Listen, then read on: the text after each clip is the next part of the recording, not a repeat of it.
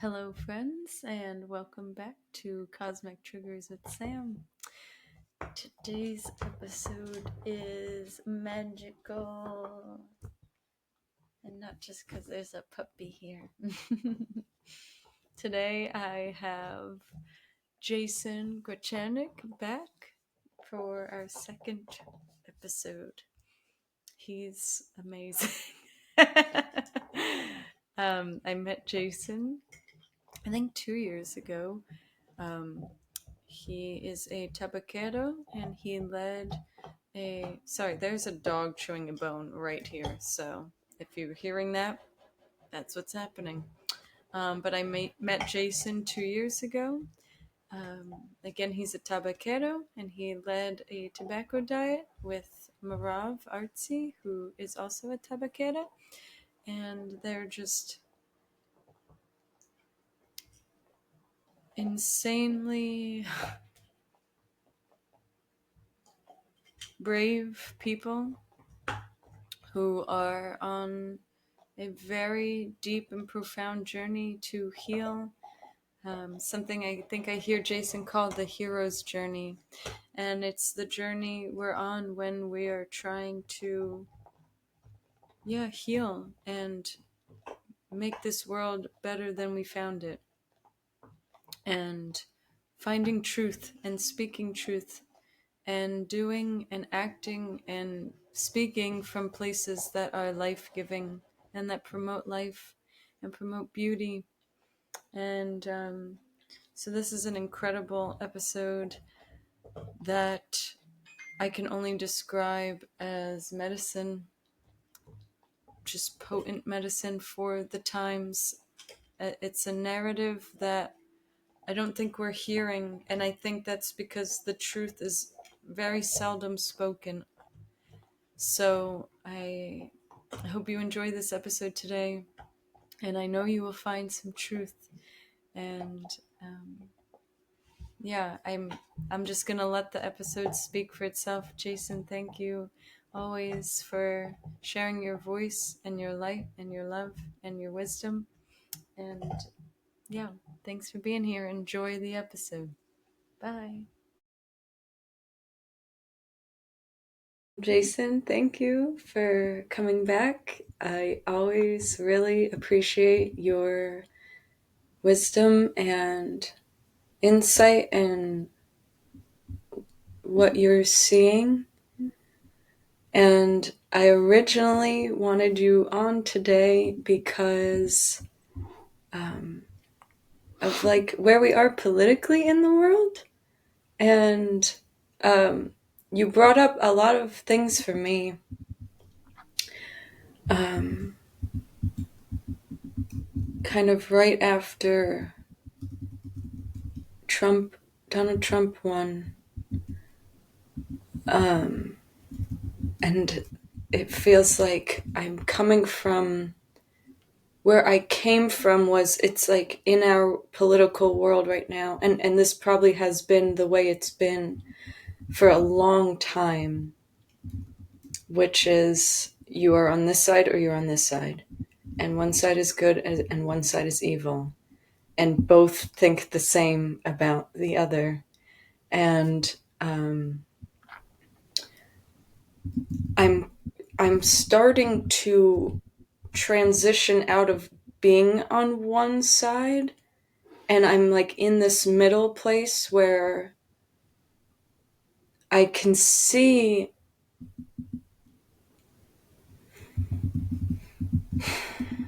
that what it feels like is there is good and evil in everything and in everyone. And it isn't exclusive to one person or one group of people or one political side or another.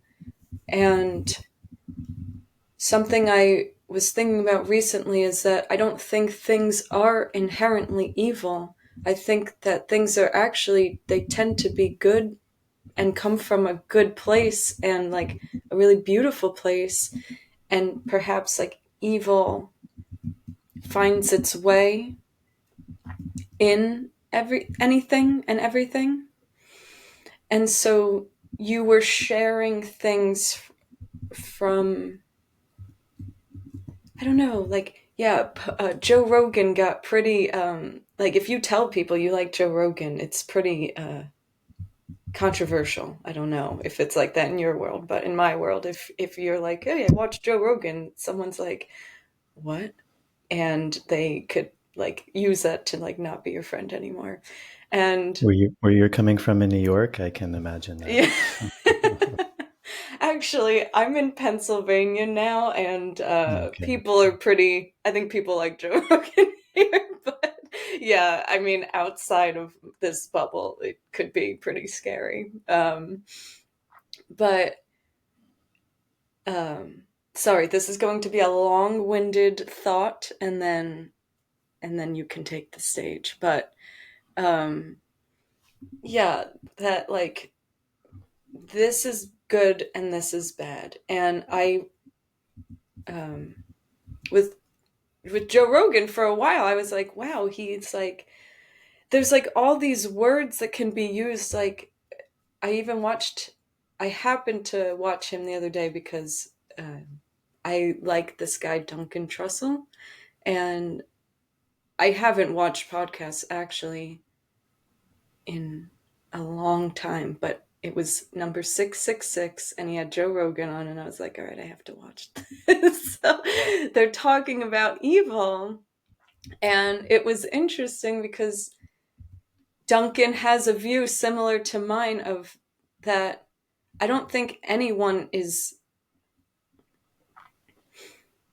one is better than the other or whatever. And Joe kind of came from this place a lot of like the left is bad, the left is bad, the extreme left is bad, which I guess maybe anything extreme might be detrimental or harmful. And there was this part of me that's like, well, isn't it, can't we see that maybe everything got tainted, but also can we see the good in everything, that it isn't all inherently bad? What is evil? And I guess yeah, you brought up, you said something like, and I don't want to misquote you, so please correct me, like something along the lines of, let's look at why most people in America voted for Donald Trump. Like, that's the way that it is. That's what happened. And maybe we should look at why. And it was really interesting. The other night, I had a really powerful dream. I woke up in the middle of the night and I wrote it all down about, I saw why people voted for him, and I saw him, and I saw how being like it was interesting. There was like a woman in my dream who was a guide, and she was like guiding me, and she was like, can you imagine being, she like made me be the president. And it was kind of this amplified version of when we put ourselves out there in the world, right, and we let people see us. And to be the president, you are seen by almost the entire world. Everyone knows you. And there's where I feel like I'm a microcosm of that, where if I put myself out in the world, maybe like, right, only a few people are seeing me. Most people have nice things to say when they see me and they can resonate with me.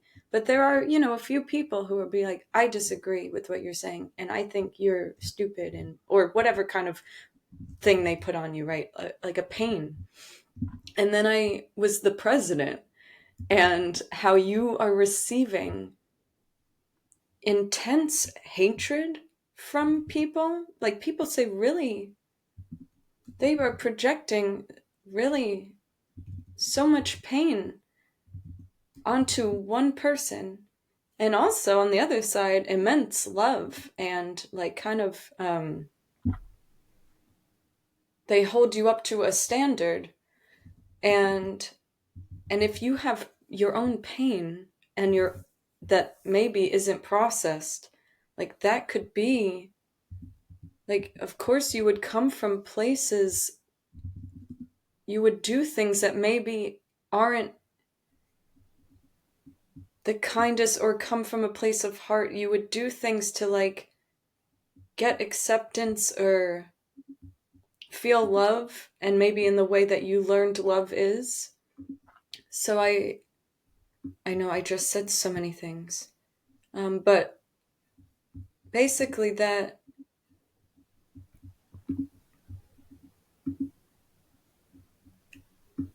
I think it's hard to be in that place, and I think people. I've also recently got in touch with shame, something that I feel immense shame about, that feels like really scary to talk about. And I think that was really important to get in touch with, because I think maybe most people feel shame. There's something like, I see it in my family, and there's like things people are in denial about that they don't want to admit, and they'll almost like, right, like be like, that didn't happen, that's not true. Like my own family members, like things that did happen, and you say, hey, this happened, and they'll be like, no, it didn't. And it's like, wow, really? And really, that there's they it's almost like they can't admit that that thing happened because it's so painful, right? Like you'd have to go through this whole process of shame and grief, and how perhaps people really resonate with Donald Trump because, and I don't even know what the truth is, right? When they say he did this and he did this, like maybe he didn't. But if he did do it and he's saying, no, I didn't, no, they're lying. It felt like in the dream, people really resonated with him because it was this feeling of, oh, like they could resonate with, people are blaming him and he didn't do it, see? And he's saying, no, they're lying. And it's like, it gives them this sense of like, that they don't have to admit to something they did. Does that make sense? So I just laid out a whole buffet. If you want to pick a little bit of everything or nothing or whatever, that's it for now. Well, it's obviously a huge topic. Mm-hmm. I think it's always interesting to start kind of at the root, and if to talk about politics would also to first be to define what that is. Mm. Uh, I believe the etymology of politics, it's a Greek word, and it means citizen. I'd imagine it's even like denizen, Mm. and it means like something, someone who's from within. Mm. So to be within something, and um, there's just so many places or so many ways we could take this conversation, but like obviously that's a big part of people's meaning is to be part of something, to be Mm. within something, to feel self-identified with something. It's a fundamental part of humanity, whether I am Mm. Jason or you are Samantha, and the universe, the world that creates, to be a human, to be part of my family, my community, my tribe, my nation. However we view these things, there's a tremendous power to that. Mm. As you said, often as people begin to go on journeys into themselves, whether that's their own evolution or their own political evolution or any type of evolution, there's going to be something in that that's lonely, because inevitably, Mm. as you said, you're beginning to remove yourself from a certain community, from a certain group, and there's a certain safety in that, in Mm. that community, in that group. We as humans rely on that. I mean, the world is not inherently safe. That's also part of what Mm. you were speaking about in terms of the nature of good and evil. Uh, I lived in the Amazon for many years. Very few people, I think, would say that the Amazon is Mm. safe, and it's not to mean that it's like dangerous. It's a dangerous place to live, but there is danger there. And I think that's also part of what you were speaking about in terms of that sense of the nature of good and evil. Like the nature of the Amazon is life-giving, it's abundance, it's beauty, it's astonishing, and there's danger. There's inherent danger there. I mean, I would imagine tens of thousands of children die every year of malaria there. That's reality. There's all sorts of mosquito-borne illnesses. There's jaguars, there's anacondas, there's, many things that you have to be aware of. So I think, like you were saying, any sort of kind of hero's journey, archetypal evolution that we're going on, part of that journey is to remove ourselves from our environment, which provides safety to us. It provides wisdom. It provides knowledge. But there's also a limitation to that, and that's often the idea in spirituality of the ego, beginning to detach from the ego. It's not that we ever get rid of the ego. The ego is vital. It's part of the dualistic world. Without the ego, we don't exist. It's an essential part of being a human being. A human being is spirit that's made in flesh. And so part of being in the flesh, in the human body, is being in a world that's dualistic. When we begin to go on that journey, we are going to begin to isolate ourselves, and that's lonely, and that's a huge part of our journey for all of us. And that's a big part of, I think, if we're speaking specifically about politics, a huge part, I think, of also maybe what you're getting at is there's a huge part of fear as we begin to find our voice, to step away from our family, our tribe, our community, and to really think for ourselves. So much of who we are is also based on a word that I think is very beautiful, and it's often not used in our common vernacular, but is our cosmovision. And our cosmovision is shaped by our family, our societies, the stories that we tell ourselves, and those shape who we are, and there's a value to that. But also, as I was saying, it's inherent in the archetypal journey to begin to step away from that and to question the cosmovision, to question what is real, what is not real. And that's often a very scary place because you also begin to realize that perhaps many of the stories that you were told are not real. That was part of, I think, part of my journey, even growing up in the U.S., is I was very fascinated by Native Americans, by indigenous communities in the U.S., and I had a sense that the stories that I was being told about them were not completely true. Even like my father's generation grew up with kind of cowboys and the Indians were the bad guys and the cowboys were the good guys.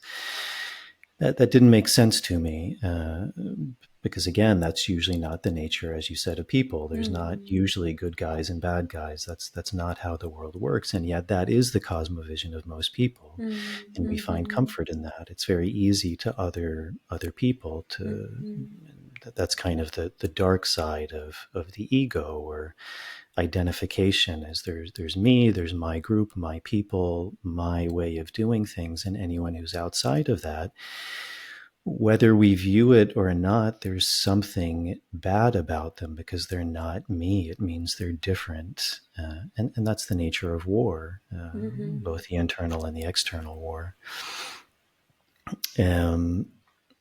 So, yeah, always going on this journey is going to be a bit scary as we begin to question these things.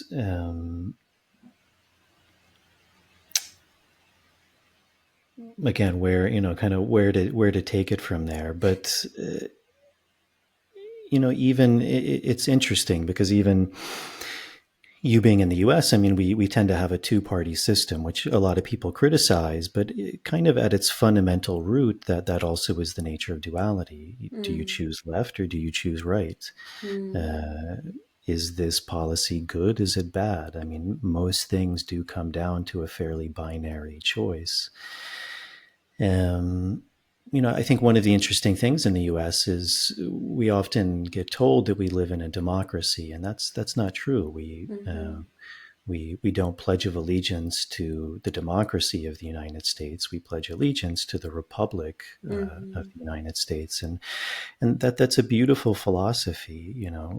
Democracy at its root is good for certain things, but at its primary level, it's not good because it's literally, it means rule by the majority. Mm-hmm. So if you're a minority in any sense, then democracy is terrible for you. And I think, as Ayn Rand said very beautifully, that the biggest minority in the world is the individual. To deny individual rights, Mm-hmm. you can't claim to be a defender of a minority. And everyone is a minority. That's uh, because no two people are the same. Mm-hmm. And so whatever your views are, there is no single other person, much less group of people in the world who are going to think like you. Mm-hmm. And I think that's also a big root of our problem is we like to identify with certain teams and to go along with whatever that team says rather than actually thinking for ourselves, Mm-hmm.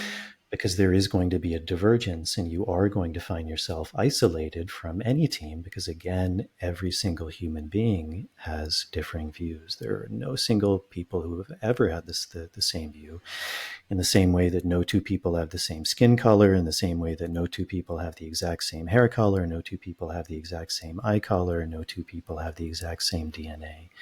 Never. I mean, and that's an amazing thing to think about. In the Mm-hmm. history of the universe, there will never Right. be two people who are the same ever. It's literally Mm-hmm. impossible. You know, even with all of the AI and cloning and CRISPR, you will never be able to generate something that's exactly the same. So, I again, there's so many ways that this could be taken, but I think the nature of any sort of wisdom. I mean, this is kind of Buddhist philosophy, is also finding the middle road. That's the idea of wisdom, is to see Mm-hmm. things from both sides. And Mm-hmm. and I think what you're talking about, so much of the division, it's not only in the U.S. but it's all over the world. I mean, I've been living in Peru the last decade or so, and I mean, there's huge division there, in a similar way that there is in the U.S. People often like to kind of idealize other countries, but that division is at the root of humanity. It's again, it's to see people as the other. Um, but wisdom is really, I think, being able to, they often say this in Buddhism, to put yourself in the shoes of someone else. And kind of all of this started as that post you said you saw of me, and that's super important. Like, it's super important to realize why people do the things Mm-hmm. they do. If we don't do that, then we other them and we make them our enemy. Mm-hmm. And it's a very unwise place, not just in the consequences of doing that, but in the actual act of doing that. Like, there's no evolution there, there's no understanding Mm-hmm. there, there's no wisdom, there's no putting myself in the shoes of someone else. There's a very beautiful woman. Her name is Byron Katie, Oh yeah. and she has this beautiful quote, which is, if you believed what Hitler believed, you would do exactly what he did. Mm-hmm. And that's very difficult for people to understand, because most people do like to look at the world in terms of good and evil, and that there's Mm-hmm. good people and there's evil people. But interestingly, the evil people never think they're evil. Mm-hmm. It's almost always good people think they're good, but everyone thinks they're good for the most part. So the only way that you can understand the nature of evil is to go into that, and again, that's part of the archetypal hero's journey. That's what we're doing with this plant work, or any kind of self inquiry work, or any kind of deeper spiritual practice, is to really deeply understand the nature of humanity, and that the only way you understand the nature of humanity is to understand the nature of yourself. Mm-hmm. and to see the darkness within yourself. And anyone who's not willing to do that will be the perpetrator of darkness. Mm-hmm. That's a fundamental principle of life.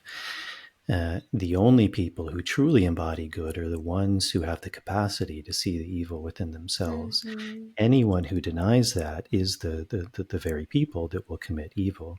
And you see that in political systems around the world. I mean, the most evil political systems, I would say, namely things like communism, socialism, that committed the biggest atrocities. I mean, you're talking of hundreds of millions of people were murdered Mm-hmm. in the name of a common good. And I think that's a really important thing to remember. I mean, all of those killings were done in the name of a greater good. So again, those people thought they were good. They were killing. They were literally murdering people because they believed they were the good guys. Um, and that's that idea of righteousness. When we really believe that other people are evil, or that we don't understand them, then ultimately we're willing to kill them in the extreme.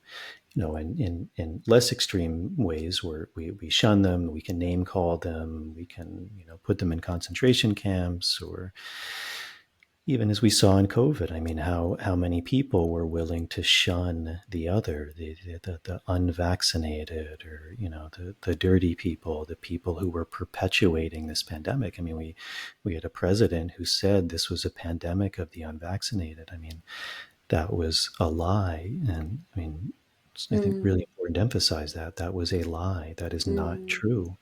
Uh, and all of the evidence that's not only at the time, but that's come out since then has shown that. I mean, you know, luckily this won't get us censored now, because it's official policy of the U.S. Mm-hmm. government. But the vaccines never stop transmission. They were never tested to stop transmission.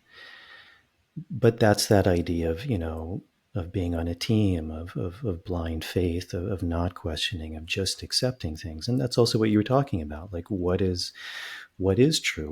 What am I being told that's true? What's not true? And that can be a very scary journey to begin to go in that, because that will make you question everything. You're even talking about the Joe Rogan podcast. I mean, ultimately, that's where he started from. It was called, I think, Joe Rogan Questions Everything, and Mm-hmm. that's a beautiful thing.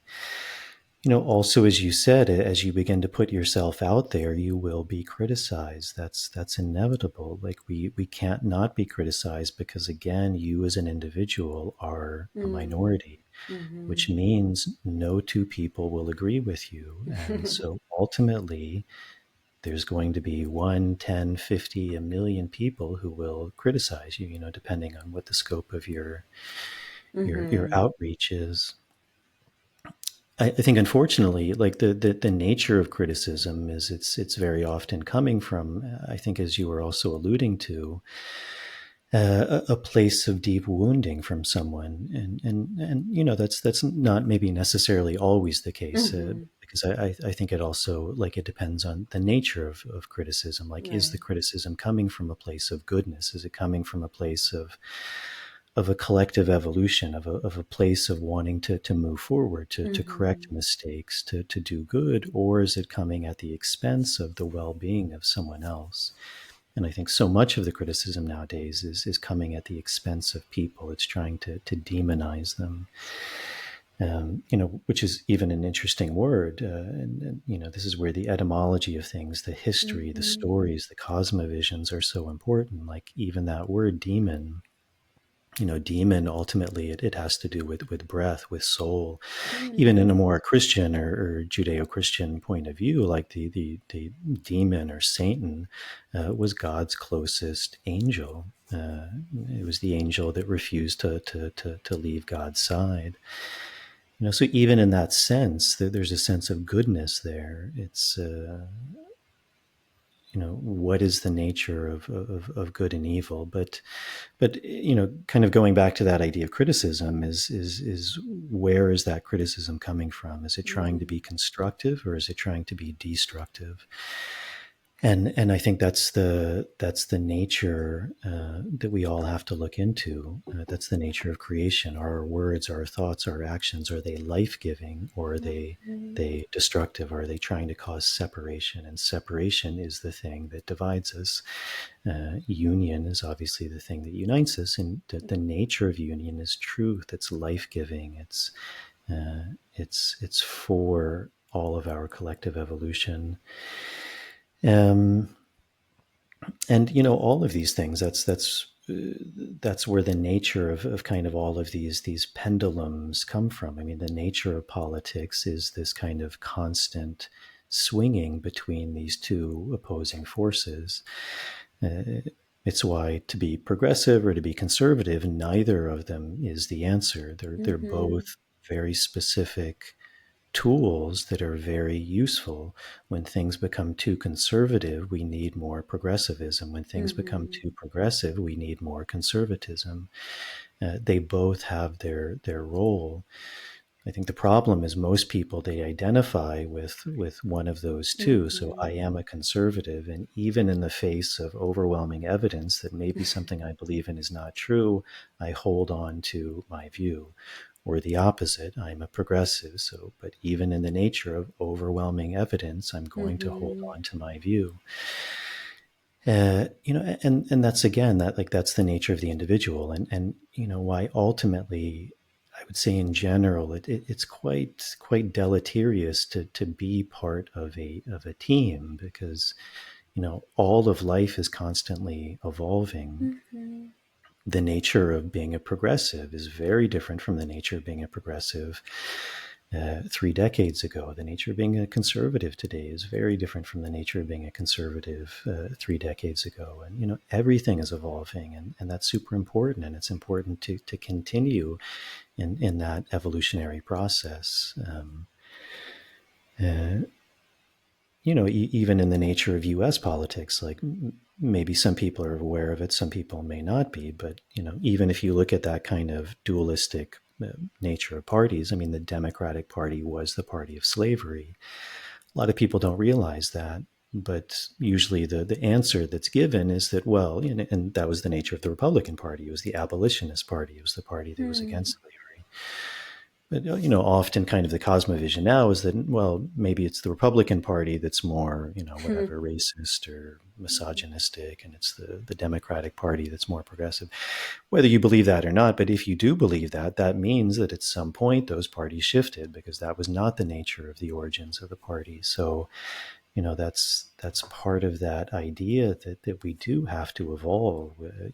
Parties evolve, ideas evolve, individuals evolve, and we have to begin to evolve with that, and not necessarily to stick with dogma.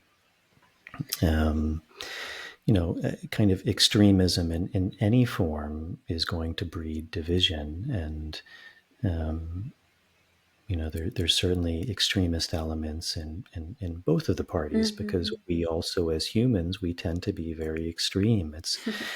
It's very difficult for us to say I'm sorry, to say I was Mm-hmm. wrong, to ask for forgiveness. Like, very often Mm-hmm. we tend to double down. Again, I Mm-hmm. think COVID was a very amazing example of that. I mean, almost all of kind of the propaganda that came with COVID at the time and has since shown to be false. But where are the apologies? Where are the people being held accountable for? Where are the people who are willing to say, like, I messed up, and here's how we rectify this, here's how we remedy that? It's usually much easier, and that's also a very common kind of psychological way that we respond to those things, is through a trauma response. Is we tend Mm-hmm. to not want to look at our own Mm-hmm. actions. We want to sweep it under the rug, because it's seemingly much easier, but then we carry the energetic imprint of all of those actions, and then we're never able to heal. And if we're not healing as individuals, then we're also not healing as a society. And I think that's maybe kind of another final point of that is, like, it's very easy to look at the other side and say they're evil. um, but the only reason that we're at where we're at is because that, you know, we as individuals, we as collectives, Mm. we're hurt. Mm-hmm. We haven't done our work. We haven't done our wisdom work, our deep self inquiry work. So, you know, always politics is just a reflection of the Mm-hmm. collective. Like it's Mm-hmm. never any different.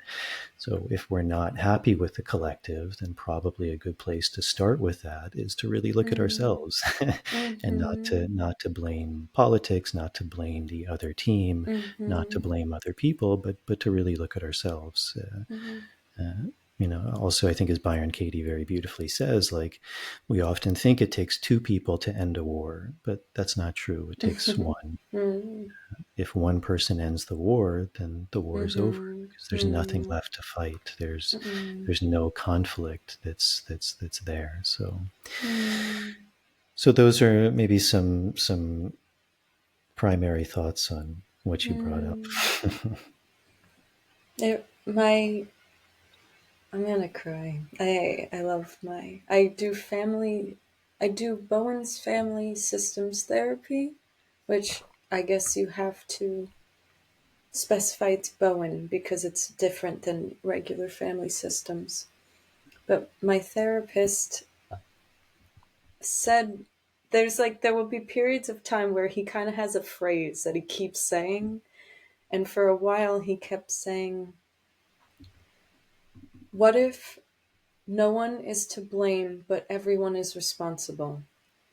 And I think that is touching on what you're saying, which is like,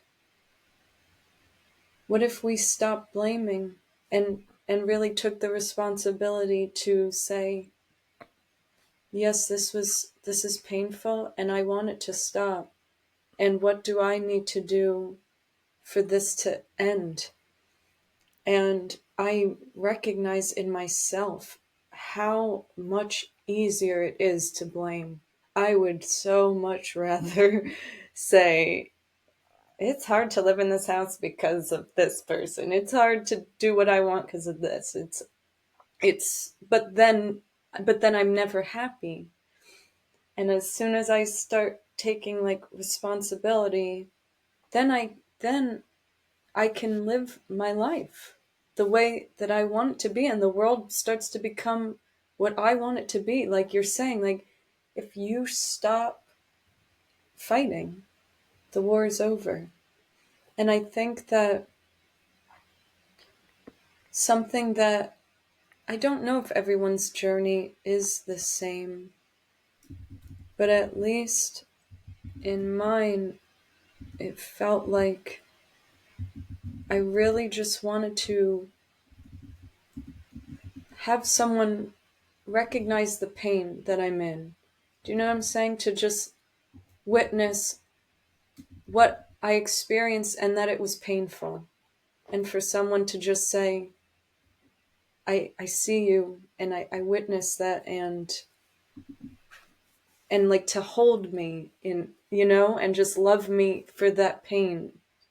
If that makes sense. Like I think when you're a kid, I don't know what your life was like, but like, my parents did a bunch of stuff and I was like, this thing you're doing to me is hurting me. And they're like, oh, I guess I'm a terrible parent, right? And then we couldn't even talk about, well, hey, mom and dad, what pain are you in that this is being repeated with me? We couldn't even have that conversation. But now we're starting to have that conversation. And this is something that comes up for me is that Um, I think it was crucial for me in my healing to have people to hold me, even when I'm being venomous, right? I'm coming from the pain to have people like not react to the pain, right? Like end the war. I love this. Like they're not going to fight me. And then I'm just like, oh, whoa, whoa, what is all of this? Where's all of this coming from? And to just like have it all out to see. I don't know if this is true, but my therapist would sometimes say, sometimes we have to reenact the pain to see who we really are, right? Like we have to kind of let it out to see, like, oh, is this who I really want to be? And I agree that we double down a lot, because sometimes, like, I definitely came from a place where I was like, I am not being forgiven for that. That was horrible. But to be surprised by being forgiven for that thing. And I think you were talking about, how, um, in the government, like we kind of keep doing stuff and doubling down and just keep doing stuff, because I think we'd have to go so far.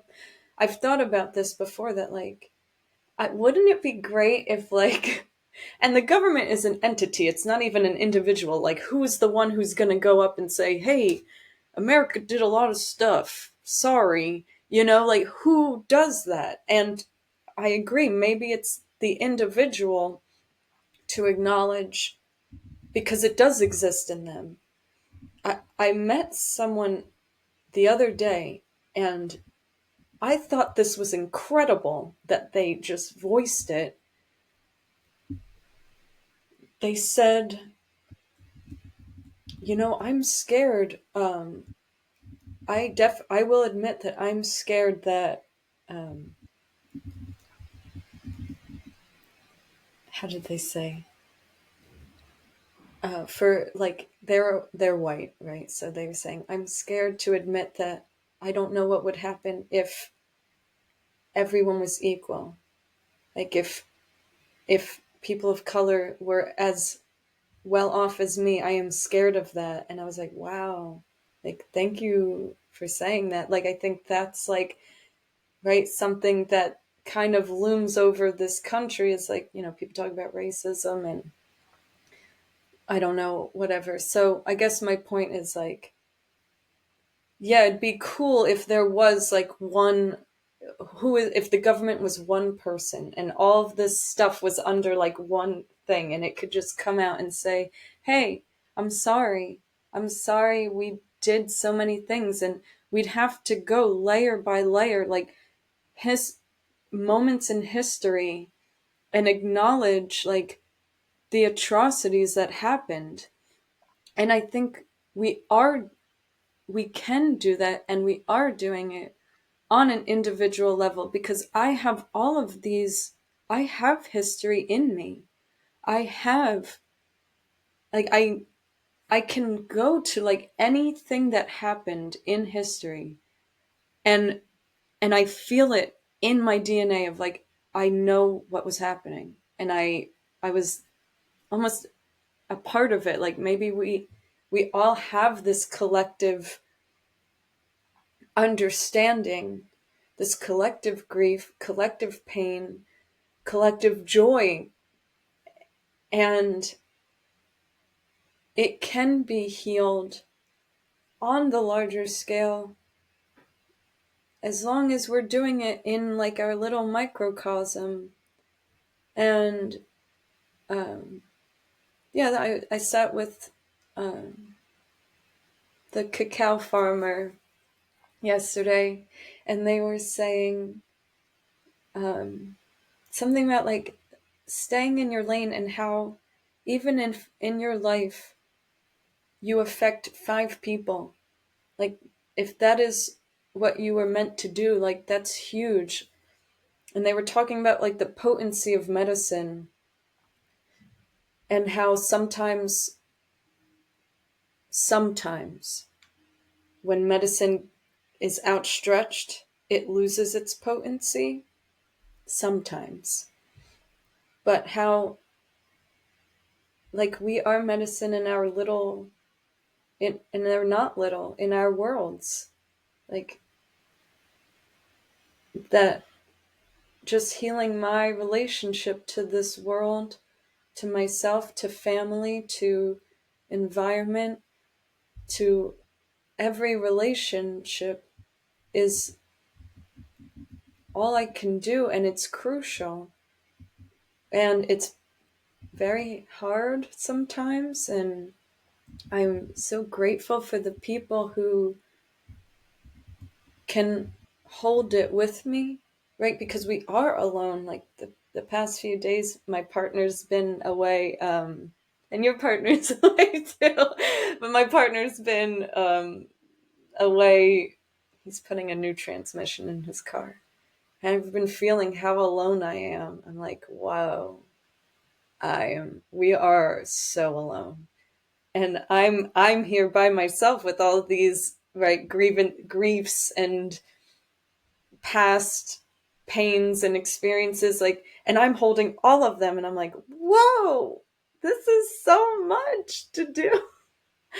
And I'm so used to having someone to kind of, hey, I'm like, hey, can you look at this with me, but I'm like looking at it, and um, I just,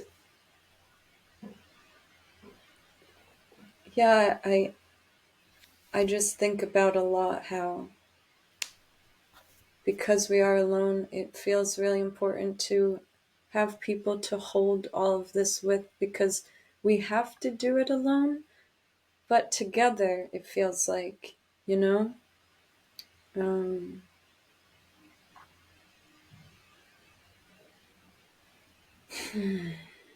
so I appreciate your perspective and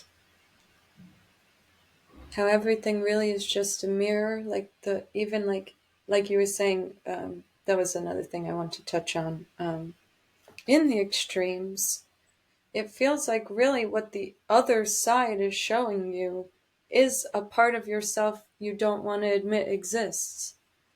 Do you know? Maybe, I don't know, maybe. Or a part of you that you needs to be understood.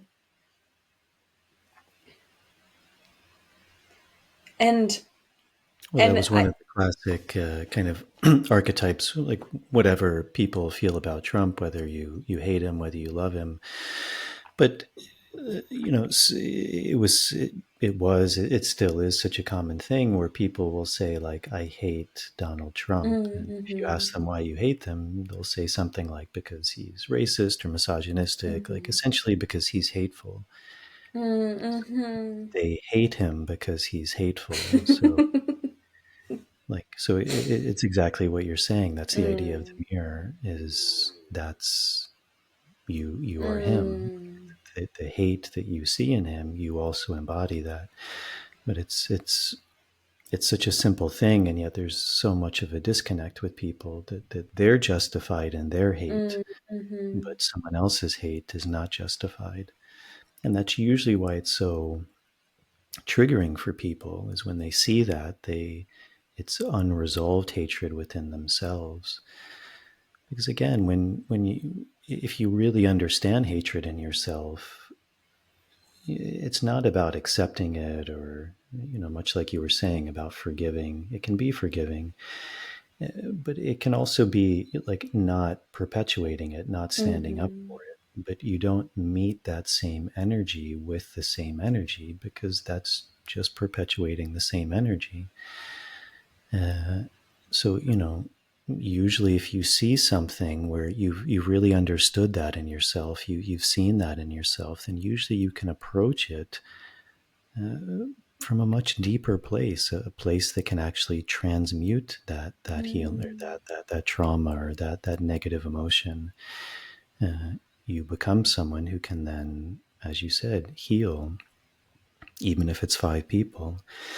And that's the nature of the work that we're doing. Working with plants, working in these wisdom traditions, is to embody, like to while it is for you and only you can do it, ultimately you begin to embody that wisdom, and it begins to affect so many people. mm-hmm, Every person you come into contact with, mm-hmm, every word you say, every action you take, and that has huge ripple effects through society.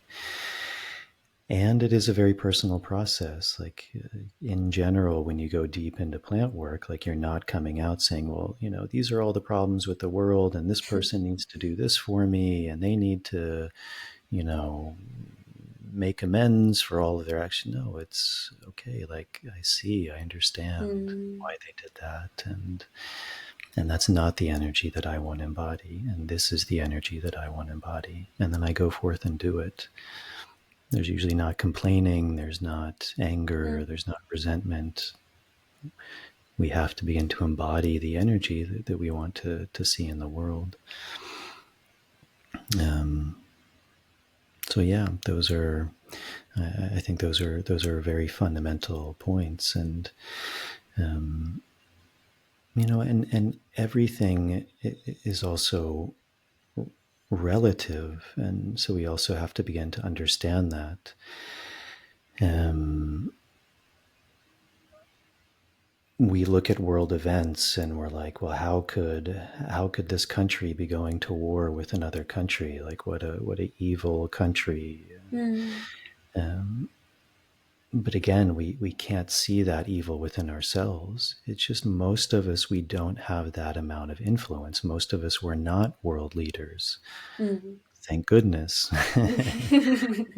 Uh, but every time you get angry, every time you say something, or even more so, many people are afraid to say things, but every time you think Mm. it, that's that energy, and that is the energy of division. And so, um, again, it's and these are very old principles. I mean, it's the biblical idea of let he who is without sin cast the first stone. We all seem Mm. to understand that on an intellectual level, but most of us in our actions, we don't really embody that. We love to cast the stone.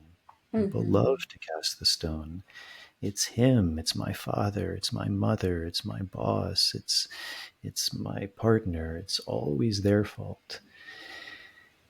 Uh, Let who is without sin cast the first stone. Why is that so important? Because it means that first we have to look in ourselves and to see Mhm. that we also are sinners. Everyone is a sinner, and not in a bad way. Like, again, that's the where etymology is so important. To Mm. sin means to miss the mark. It had to do with archers, and obviously, as an archer, you're Mm. always trying to hit the bullseye.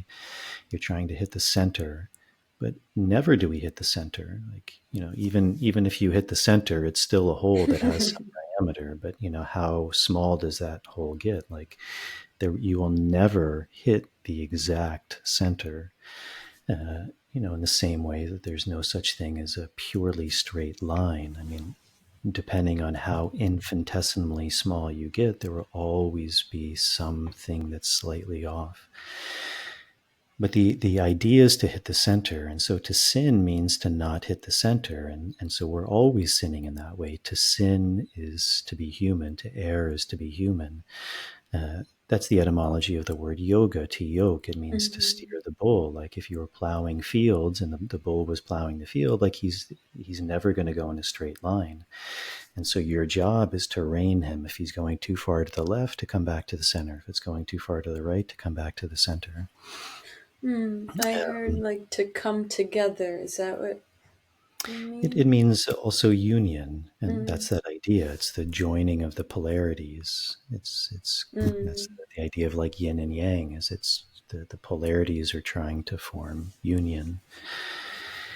Um, so with all of these things, like going back to that saying, "Let he who is without sin cast the first stone." Like, we have to see that we all have error. We all are always trying to make the mark, and yet none of us are ever getting there. That's the process of our own evolution. That's the process of human evolution. That's the process of conscientiousness, consciousness evolving. We have to start with the self. We Mm. have to start with the self. That's the only place we can start. We cannot start with the other person, because ultimately we're not the other person in this dualistic world, in this world of matter made manifest. And so, again, I think that's where most of our struggle comes from, is the inability to really see the other person, the inability of our own unwillingness to go into the darkness. Having said that, there's a very old alchemical process, or wisdom, that says all truth is half truths, meaning that essentially anything you say, there almost always is some exception to that. There's another way of looking at Mm. things, and there's a deep wisdom in that. And that's where paradox comes from, and that's where even the idea of wisdom comes from, is not extremism. So to hold all truth lightly, at the same time to recognize Mm-hmm. truth, because when we don't recognize truth, then it's very easy to be overcome by evil. Mm-hmm. And that's the archetypal battle which you see in all spiritual traditions around the world. And I also think that's one thing that's kind of led to a furthering division, is that we've actually forgotten those archetypes of good and evil. Mm. And when we forget those, we're much more susceptible to the forces of evil. Uh, we have to understand what is good, what is light, what is life giving. Only when we really understand that can we stand for that. And only when we stand for that can we see what's not that.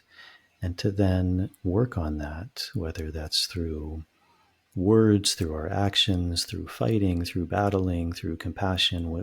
Different things require different energies, but we have to be Mm. able to see that. And I think that's also a big issue we're facing, is we've very much gotten away from that, which again Mm. is more of the kind of progressive idea in the goodness of that word, which is getting away from very rigid ways of looking at things. The extremism, though, which is very deleterious to that, is also forgetting that we do live in a dualistic world. And so there is a nature of light and dark. And if we forget that, then it's very easy for the devil to do Mm-hmm. his work, because we've Mm-hmm. forgotten what it means to stand in truth. There's a very beautiful saying. It's one of the reasons I really love martial arts. I mean, I've learned so Mm. much from martial arts, but uh, a lot of these things are somewhat ephemeral. We can debate them, we can have different opinions on them. Martial arts, you can't. It's very straightforward. Um, you shake someone's hand and then you fight them, and one person Mm. wins and one person loses, and the consequences are devastating. You win by knocking someone out, or by essentially breaking them. Uh, and if there wasn't a referee there to stop it essentially would be you kill them. That's the end goal of any match, any battle. And so the consequences are literally life and death in its nature. Uh, and so there's very little bullshit, very Mm. little. There can be, but the propensity for it is very small, because again, someone wins and someone loses in very dramatic fashion, and so the one who won is the one who had the better philosophy, the better technique, the Mm. better understanding. So it's a very powerful teacher. Like, you can't fake that. You stand across from another man or another woman, and there's no lying. Mm. There's no deceiving yourself. There's no deceiving the other person. There's no, my theory is better than you. Okay, we're going to see right now. Mm. And it's not like a game of chess where if you lose, you kind of shake the hand and you walk away, and there's no harm done. There's very Mm. devastating consequences. And there was a very famous Japanese samurai. His name was Musashi, Miyamoto Musashi, and apparently he never lost. Probably so, because he lived to be an older age, and he wrote about it. So again, if you lost, you'd be dead, so you wouldn't be Mm-hmm. writing about it. So his skill was renowned, and because also martial arts is a philosophy. It's an understanding of life. It's an understanding of the fundamental principles of nature, of weight, of leverage, of merit, of hard work, of understanding the dance of the human body, and probably even more so the dance of the human mind, overcoming fear, overcoming these forces of darkness within ourselves. But he has a very beautiful quote, and he says, reality is not what you want it to be. Or he says, reality is what it is, and you must bend to its power or live a lie. And that's also pointing to these fundamental truths of there is a reality, and if we fight that reality, we suffer. Interestingly, that's also, I'm quoting a lot, that's another Byron Katie quote, which is, if you fight reality, you lose, but only 100% of the time. And that's a very deep principle. And so much of our problems come because of that, because we fight reality. We fight who we are. We fight our life situations. We fight even the nature of nature itself. That a woman gives birth, or that a man doesn't give birth. These very fundamental things. That we have a limited lifespan. That maybe in this human form I can't travel to another universe, simply because of the vast nature of space and time. And yet maybe my consciousness can. But first I have to accept that fundamental limitation of the body, of the nature of entropy, of who I am as a human being, what I am as a human being. If we fight that, we create a tremendous amount of suffering. If you go to the jungle, like where I lived in the Amazon, things eat each other. If your worldview is that that's bad, you're going to suffer, because you're going to see a lot of death. You're going to see a lot of things that eat each other, and that's their nature. And it can't be bad, because that's what God created. But we as humans, we tend to fight that, and we want to see things in the cosmovision, or the belief systems that we think are good.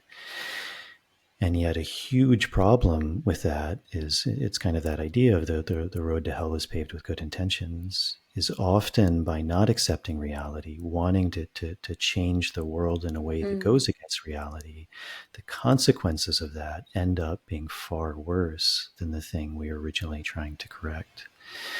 And also not understanding on a deeper level the beauty of that. It probably happens to people all the time, like you, or especially if you live closer to nature. Like the other day, I came across a moth, and it was getting attacked and eaten by ants. What do? Do you pick up the moth and free it and save its life? That's a beautiful thing to do. But then you also potentially cause the death of all of those ants that now don't have their food, their nourishment. Or do you let the ants eat the moth and nourish themselves, feed themselves, propagate themselves? But then you lose the life of the moth. And these are very, I think, difficult questions that people ask themselves. And kind of going back to this idea of politics, there's a very beautiful quote in economics, which is this idea that, nothing is inherently good or bad. There's only consequences. And every choice we make, we have to understand what those consequences are. And some people are going to suffer, and some people are not going to suffer. Some people are going to like it, and some people aren't going to like it. And that's the nature of reality. That's the nature of anything. Anything we do is going to have consequences.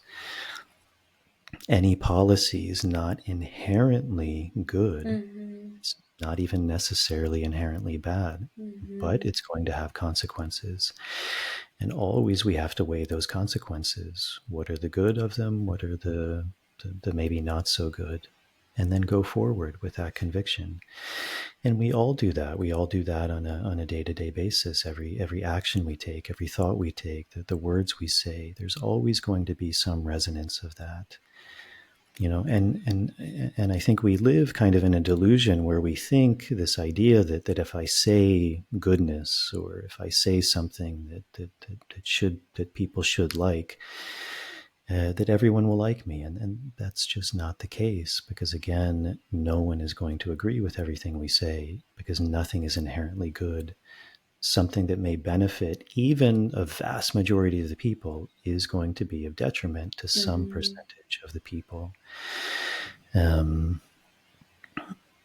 and so it's really understanding that. And again, depending on your worldview, but even in the US, it's still a predominantly Christian country. So if you're a Christian, that should be very evident. I mean, the person who Christians view as the walking embodiment of God, the Son of God, uh, his words were taken to be sacrilege. They were taken to be essentially Mm-hmm. demonic. They were taken to be extremely deleterious to the cosmovision at the time, so much so that he was crucified. Mm-hmm.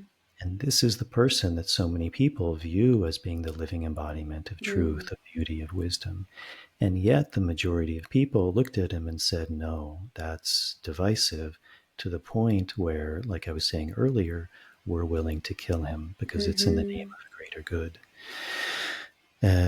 So like there's always that energy there. And I think it's also really important, again, going back to that idea that like we're never going to be fully liked. And I think that's also where a big part of the problem of politics comes, and where a lot of fear comes from, is people want to be liked. It's a natural Mm-hmm. phenomena. They, as you said, they want to be held. They want someone to say, hey, it's okay. Like you're okay. Like whatever's going on, I'm Mm-hmm. going to hold you. And, we often, we tend to look towards higher bodies to do that for us, whether it's a teacher, whether it's a spiritual teacher, a pope, Mm-hmm. a monk. But I think also because in a lot of our Western culture, we become more and more kind of a-religious, moving away from religion, we often look to higher bodies. And a very common one is government or Mm-hmm.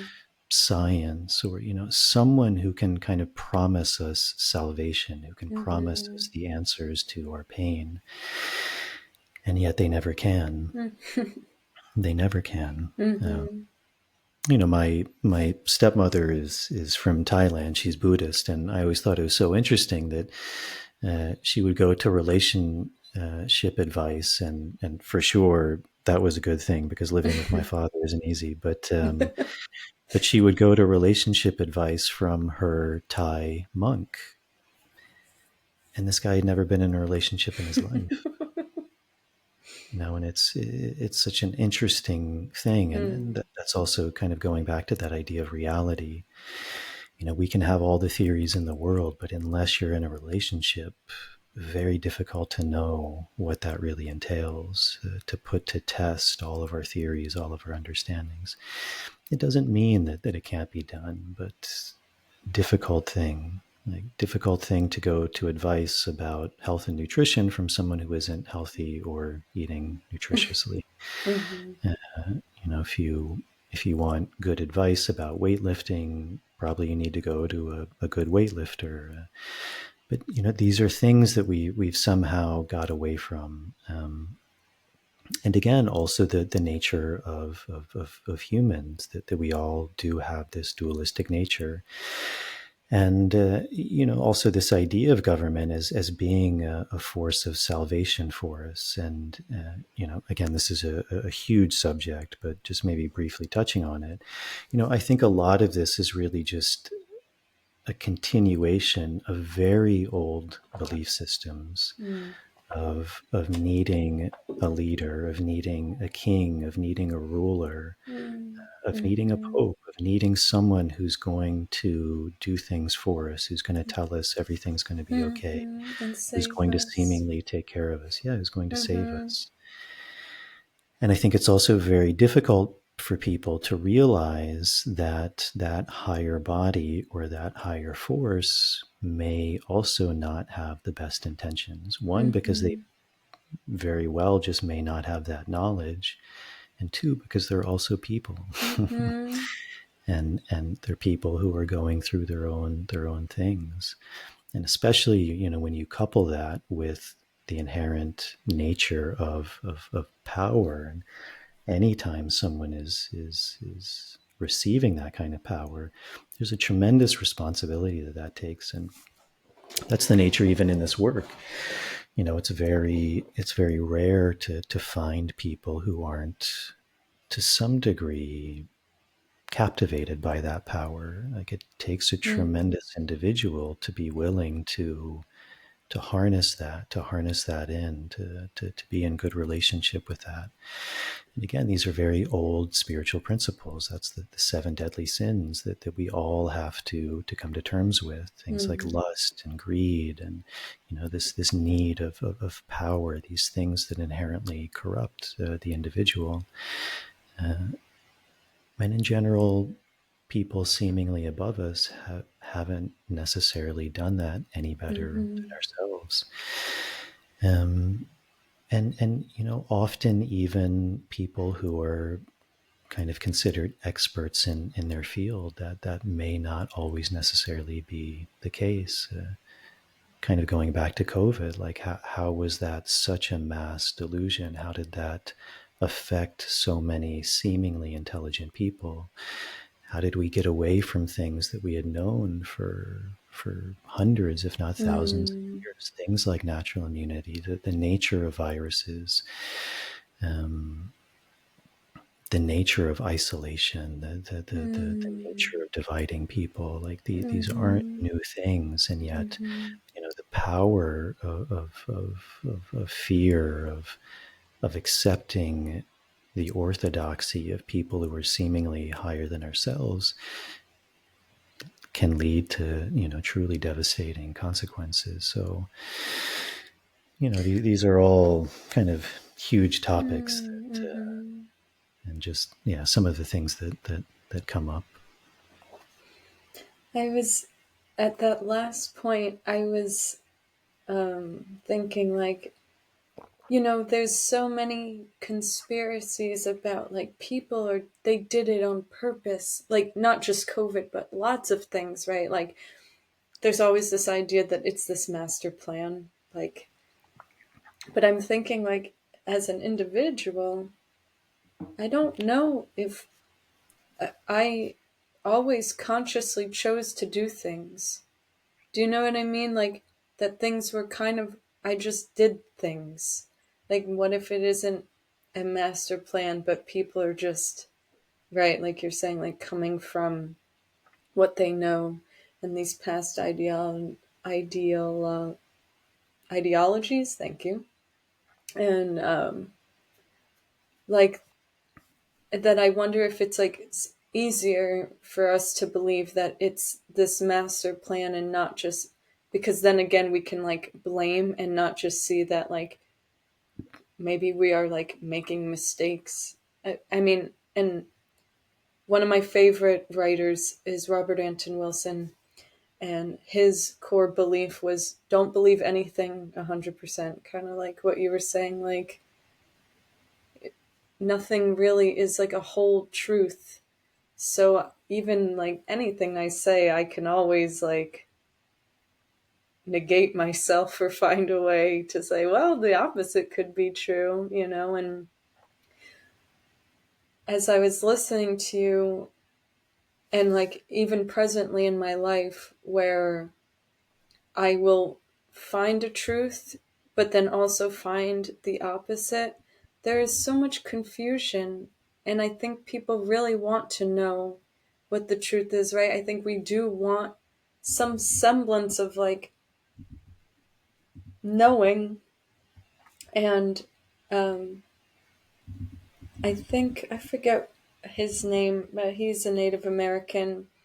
And he wrote how, like, we are very confused and lost presently, people. And he said, we never had this problem of not knowing who we are and what we're here for and how to be in relationship to things, and not to idolize. And like you said, like, I don't think any one or thing is perfect, but what have we gotten away from that is more close to truth? I met a person recently. He's very young. He's only 23. And he calls himself Wisdom. And he is writing, he's creating like a universal language. And he has all these theories about um, what he thinks God is and what he thinks, he's talking about how we are all moving towards a one, right? Like unity. And I don't know if it's on like a physical or like what level of like, what does that mean to return to one? And is that the goal of evolution? And like, what is evolution? And I sit with these questions a lot, and maybe it doesn't matter. Maybe it's just we need to deal with what's at hand and just live our experience. And maybe like thinking about like, well, what is it all for? Maybe it doesn't matter. It's like kind of a distraction. But he thought that if there was a universal language, everyone could understand each other. And, there's so much that is like, what is it? What, like, yeah, sometimes in my heart, like, I feel like I know, like, here's an example. When I did the first tobacco diet, at the end, tobacco was like, put me in soap. And I was like, what? And I never made soap before. And I was like, okay. So I made tobacco water. And for like hours while the tobacco was soaking in water, I would like sing and pray and like just really be with the tobacco in this process. And when I was making the soap, like there was so much intention of like that the tobacco wanted to be in soap so that people who could not receive tobacco through a dieta or through mapacho or had like kind of a severed relationship to tobacco, they could have it in this form. And when I was initially making soap, that was the intention, was like, all of this medicine is medicine that I use in my life, and it allowed me to really deepen my relationship to all of the plants, and they were very small batch soaps, like maybe I'd make 10, right? And that was it. And I would go to the farmer's market, and people really were so drawn to the soaps, and I think the medicine was really potent. And then I think I was disillusioned, because then like a fear kicked in of like, you need to make money, and the soap business, that this has to be a business, and this has to start making money, or else you're not gonna live, right? Like, so then the medicine kind of started losing its potency, and I was just like, all right, tobacco, you're soaking, go over there, and I'm going to do all this other stuff. And I kind of got really disconnected to what I was doing and like my connection to myself, I think, and also to the plants. Like that was kind of the reflection. And then people stopped buying the soap, and I was like, what's going on? And then I like remembered, like, oh no, remember, like it became so stressful. And recently I like wanted to be outside, and I was like, you can't go outside, you have to do all this stuff for like to make money. And everything, I like a lot of things I see is like, right, like this kind of way of being that feels very unnatural.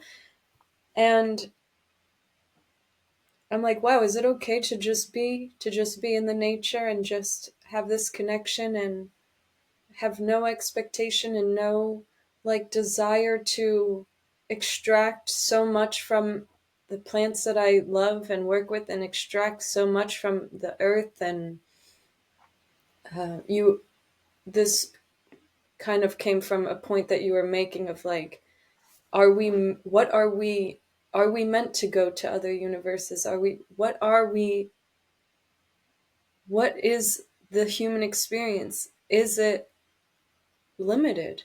And what do we get to experience with that knowledge of like, maybe I am supposed to just be here? And it's confusing, you know? Yeah, I don't. I talked to a man who I met in a coffee shop who was a physicist, and I was like, what do you think evolution is? And he's like, oh, we're meant for space travel. We are meant to leave Earth. And there's like a part of me that's like, yeah, what else is evolution? Like maybe we are supposed to go somewhere. But there was like a really deep sadness in that of like, to just leave. He said, well, Earth will always be the home planet. And I was like, whoa, what a weird. Is that it? Is that really? Like, so it feels like there is so much like confusion. And what I appreciate about this, oh my gosh, I wish I remembered his name. The Native American was kind of like, no, there's like a way to be. And it's very simple. And like, things, and you just live the life of like being with Earth and being in community with each other, and like a simplicity. And I don't know if like that's a question I'm sitting with lately, is like, this is where we are. Where are we evolving to? Are we just evolving closer to, like you're saying, like healing and recognize, like what will it lead to? And maybe we don't need to know if when we heal and we go inward. And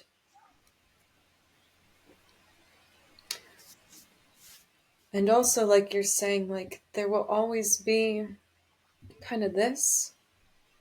And when I was in Guatemala recently, someone was like, well, we need to build a bridge so that we can all be here. And I was like, wow, is that possible?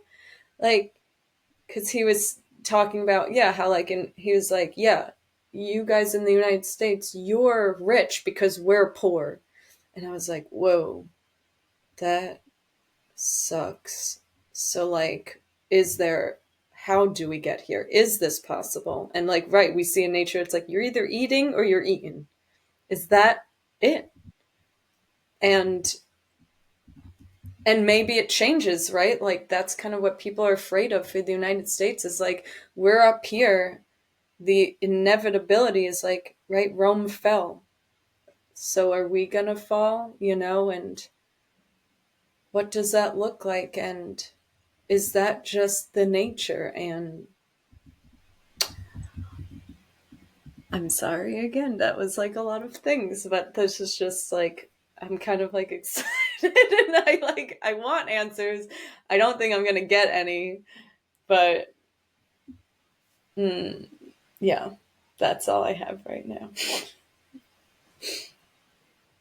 Well, a few things came up, I think, when you were speaking. When you were speaking, I think in the beginning about kind of the nature of this evil, and is it just people kind of inadvertently doing it, or is there some Mm, conspiracy? Are there some higher forces? I think much is like you've been saying, we've been saying in this idea of half truths. It's both. mm, In in Taoism, I mean, in the Tao Te Ching, the main book of Taoism, it speaks about what a good ruler is, and um, essentially, like the lowest form of a ruler is someone who rules by force, by fear. mm, Like you do this or else. mhm, That works. Like people will get things done out of fear.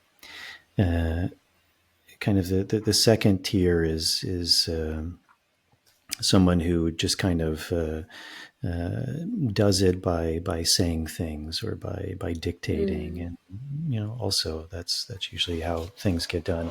That's probably more how, like in our societies, how things function. mhm, But they say the highest form of a ruler is someone who allows people to think that they've done it themselves. mm, And that is the nature of a very good ruler, is not doing it by fear, not telling someone how to do it, but kind of being a mastermind.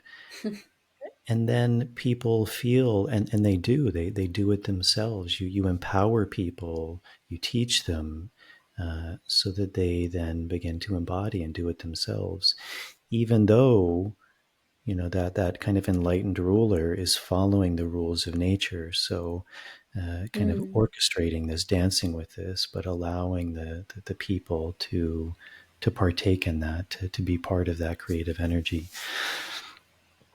um, I think that also has to do with evil. That's also the kind of highest form of evil, is that the evil can also work in that same way, that people end up doing it themselves without mm, someone telling them that they need to do it. They begin embodying that mhm, energy themselves. I would say most things, it's the kind of the former of what you said. It's just people who do things because they don't know what else to do. They're coming from their own worldviews, their own traumas, their own lenses. Um, but also in these spiritual traditions all around the world, you have these kind of huge archetypal ways of looking at the world, that there are, like God and Satan, forces of light, angels, and forces of darkness, that there's these epic battles that have happened since the beginning of time. And it's kind of that pendulum, that there is always this mm, archetypal, apocalyptic, kind of cyclical, through the eons of these forces between light and dark, and that there's always this dance, there's always this play going on, um, and that's the embodiment of walking on a spiritual path, is to move towards God, to move away mm, from the heavier forces that enslave human beings, mm, that keep them in kind of the lower realms, the lower dimensions. Um, so, I think that's both. It's, mm, it's an interesting thing, that this idea that you bring up about like having everyone like at the same level. mhm, Um, this thing that this woman said, that like we're poor because you are rich. Again, there's a truth to that. I mean, that's part of, like, in economics, like a zero sum game, that there's a limited pie, and that by me taking a piece of that pie, someone else has less of that pie. There's a truth to that. That's also not inherently how things work. For example, if you look at your iPhone, um, that's something that, or your smartphone, and it doesn't have to be an iPhone, but I was looking at my iPhone. Um, but in terms of, progression, that's something that takes less resources. Your phone is now a typewriter, a computer, a voice recorder, a Mhm. compass. It has maps, like, so all of these other things you actually don't need. And so actually, by certain progression, Mm. you can also feed back into the ecosystem. And that's the idea of things like regenerative Mm. farming, for example, that actually, by consuming or by doing something, you can actually give back. I mean, that's the ultimate idea of Mm. creation, is, anything that's a creative force is going to end up feeding. It's going to end up giving Mm. back. Um, so all of these things, we have to look at them through a deeper wisdom. Um, Mm. Again, anytime we have these kind of extremist views, um, inherently they're not going to be true. There can be Mm. truth to them, but they're not going to be de facto true. Mhm. Um, and also I think, kind of going back to the more political side of that, I think that's also a huge problem, especially in the US, that we've really gotten away from. We've really forgotten the foundations of what the country was founded on. And I spoke a bit about that in the beginning, about this idea of a republic. It's not a democracy. It's a representative democracy, meaning in that certain decisions we vote on someone who makes a choice for us. Because again, the idea being that we can't know everything, so we vote for Mm. someone who knows better, who can make those decisions.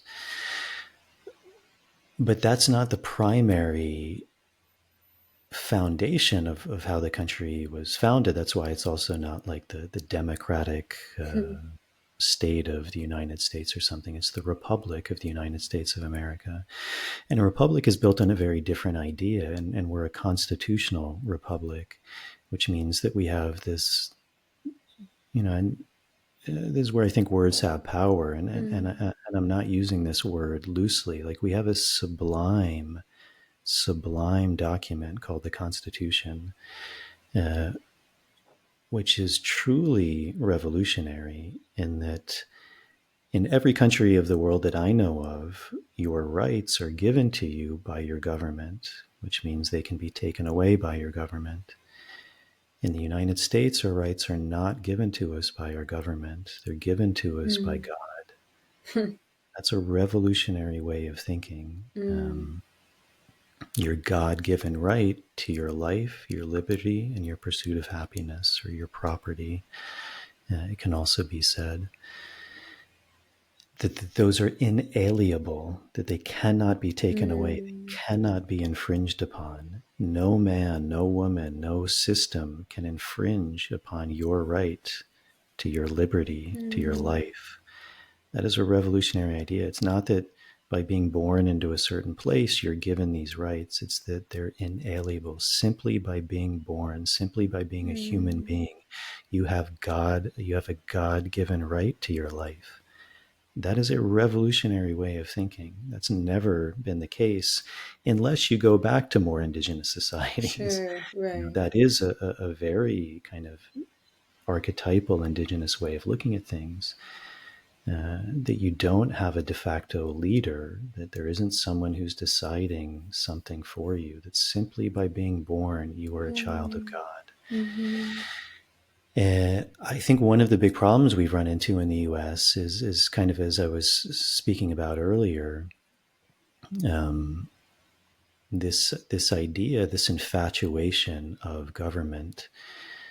The U.S. was founded upon this idea of individual rights because of what I was speaking about, that the greatest minority is the individual. So if you Mm. protect the individual, then you protect everything. You protect every Mhm. worldview. You protect every religion. You protect every, because even religion, okay, you can say, okay, there's Christians, there's Jews, but what about this religion and this and this? Mhm. There's infinite religions, and ultimately your religion is who Mm. you are. And there's infinite ways of seeing the world. And by protecting the individual, you protect all of Mm. those. You protect all of them.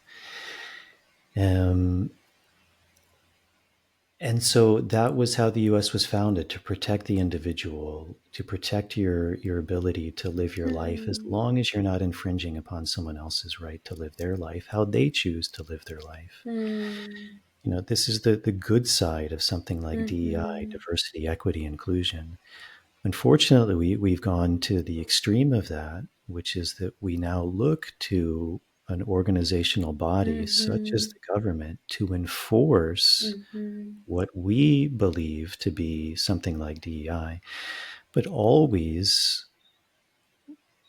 who's to say what that means? My view of that is going to be different from someone else's mhm, view. Their view is going to be different from someone else. What's important to me to protect is going to be different from what is mm, important from someone else to protect. And so, first of all, anytime you have mm, anyone deciding that, you inevitably alienate people, other people, you create division. And ultimately, the nature of the government is to do something by force. And I think people don't realize mm, that.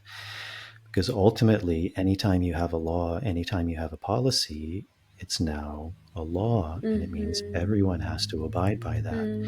And mm, ultimately, if you don't, you could be fined, you could be jailed. But ultimately, it's with threat of force. If you don't follow mm, that, someone will show up with force, with a gun, with a, whatever it is, 10 guys in armor, and make you by force to mm, follow that law. Um, and so we've gotten away from this idea of this decentralized way of being into this more centralized way of being, that we need a government, a federal government. And I think a lot of people are probably even unfamiliar with that. When the country was founded, the federal government was essentially nothing. I mean, I think the original mm, Supreme Court was in the basement of like some building. I mean, it was never used because you would almost never need to use it. mm, The idea of a federal government was simply you needed to have some organization that represented the United States. Again, the United States, it's not mm, one country per se, it's a group, it's a union of states, much like a union of individuals. But to mhm, be a representative of when those unions of states came together, essentially to represent in terms mm, of anyone who's not in the US, meaning like essentially foreign policy, to be a representative of that. So it was a very small branch of government. It was the smallest branch of government. Um, and again, this idea of decentralization is true diversity, equity, and inclusion. It's again the individual first, then the family mhm, unit, then the community, then the state, and on the least degree, the federal level, the supra kind of national level. Uh, even going further than the national level. So I think a huge part is we've forgotten that, and we now mhm, look to the government, and especially the federal government, to impose our wants, our mhm, desires, our worldviews onto everyone, mhm, thinking that whatever I think, even if I think it's the best thing in the world, that it mm, truly is good for all people, that all people, this is going to benefit them. And now I need to use this organization to force that mm, onto everyone. And mhm. again, that's that idea that the road to hell is paved with good intentions. No matter Wow. what your idea is, even if it's the best idea and you really think it's the best thing for humanity, once you force that on everyone, you've already fallen Mhm, into a trap of you're using violence.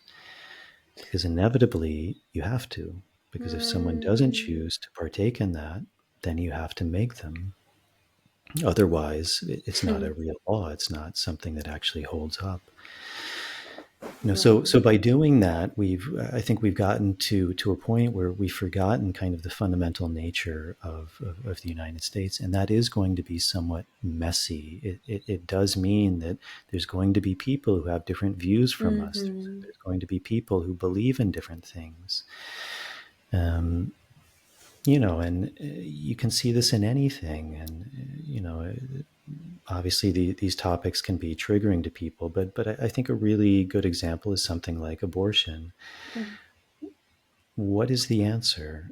The answer is that nobody knows. mhm, Nobody has an answer to that, because it comes down to a fundamental question of when when is something alive? When does consciousness start? And I think, the true answer is that no one truly knows that. Mm, And so when do you decide as a society, because that is part of the role of society, is to mm. protect an individual. So when do you recognize that someone is an individual? And we Is can't it at all agree. conception? Mm-hmm. Is it at 2 weeks? Is it at 5 weeks? Is it at 13 weeks? Is it the moment they come out of their mother? Is it at 5 years? There's really no answer. And so you have Ooh. these huge debates that really, really divide people. But if you really sit down and talk to someone, usually people really haven't thought these things through very much.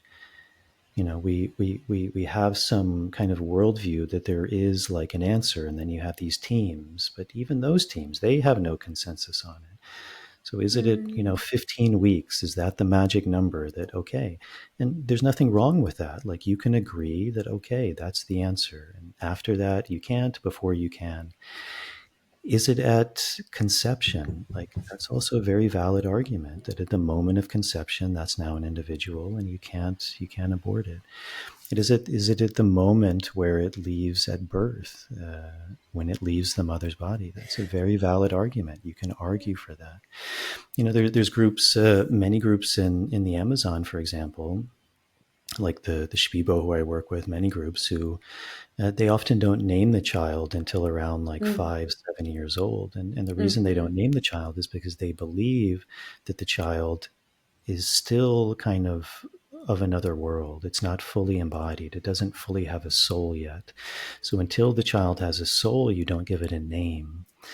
Uh, and you even have cultures that practice infanticide, meaning they will kill a child if they feel they need to for some reason. Mm, Maybe the tribe can't support it, mm. or they feel it's damaged in some way.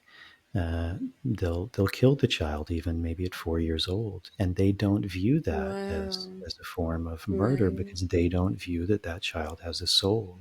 Mm, Is that okay? mm-hmm. I don't have an answer to that. And the Mm-hmm. truth is, nobody has an answer to that. Do you allow that to happen or do you not?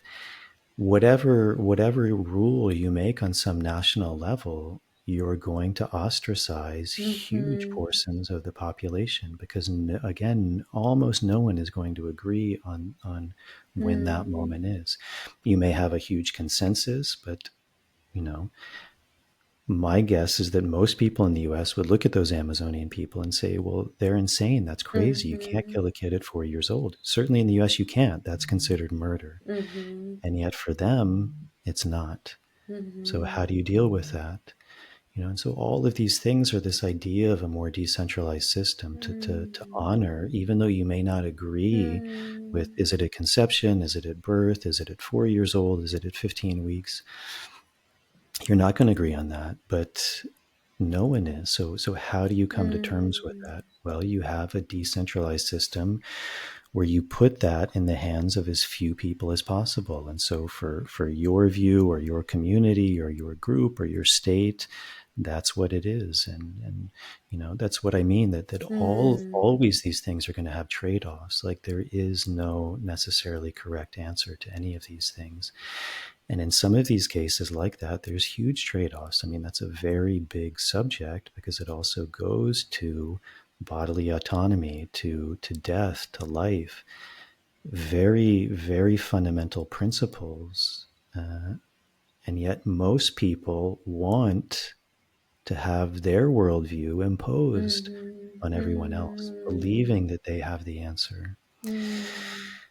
And so that's always again going to cause division, to cause problems, and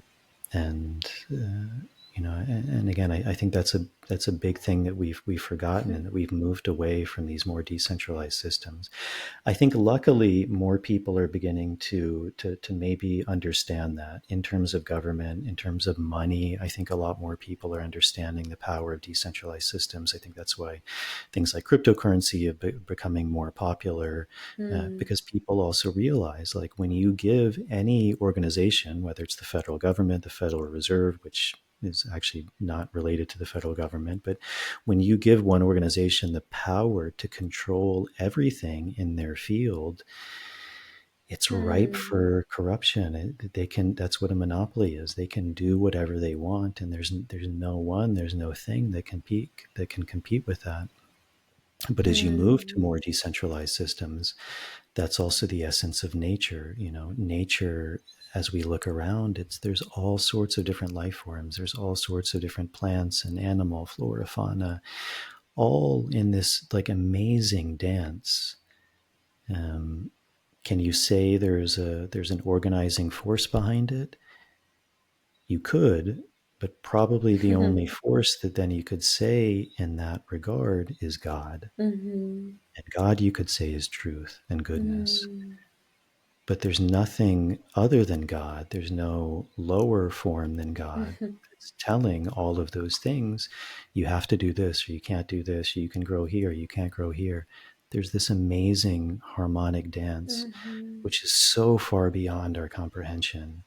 And also the idea that we as humans can orchestrate that is quite crazy, and it's also a very archetypal story, and this is what I Mm. also find so interesting about history and traditional native cultures all over the world is they all have these very similar stories of the fall of the gods, the fall of man, these stories of like Atlantis, that you had these huge, amazing kind of primordial civilizations.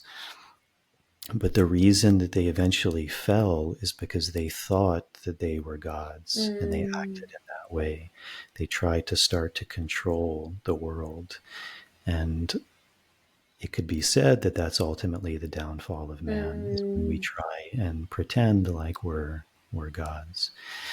Um, Mhm. and these aren't, that's where I find these stories fascinating. These flood myths, which you find all over the world. Mhm.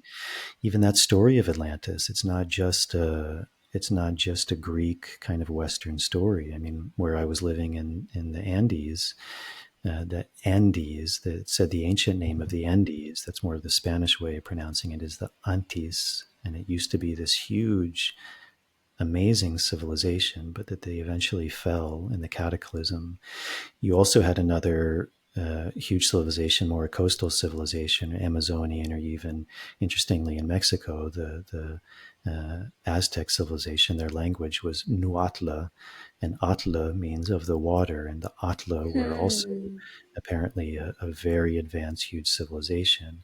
So you had the Atla and the Antis, you had the Atlantes, uh, Wow.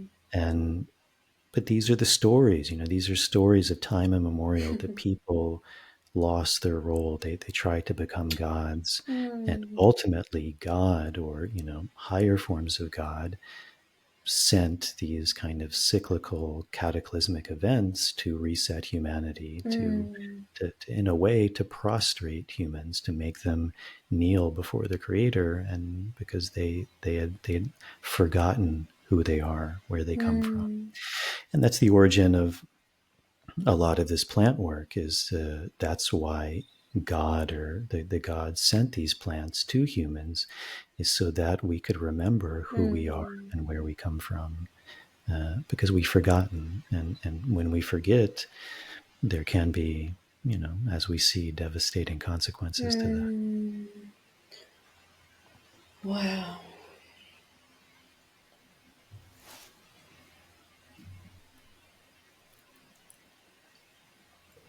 I'm digesting.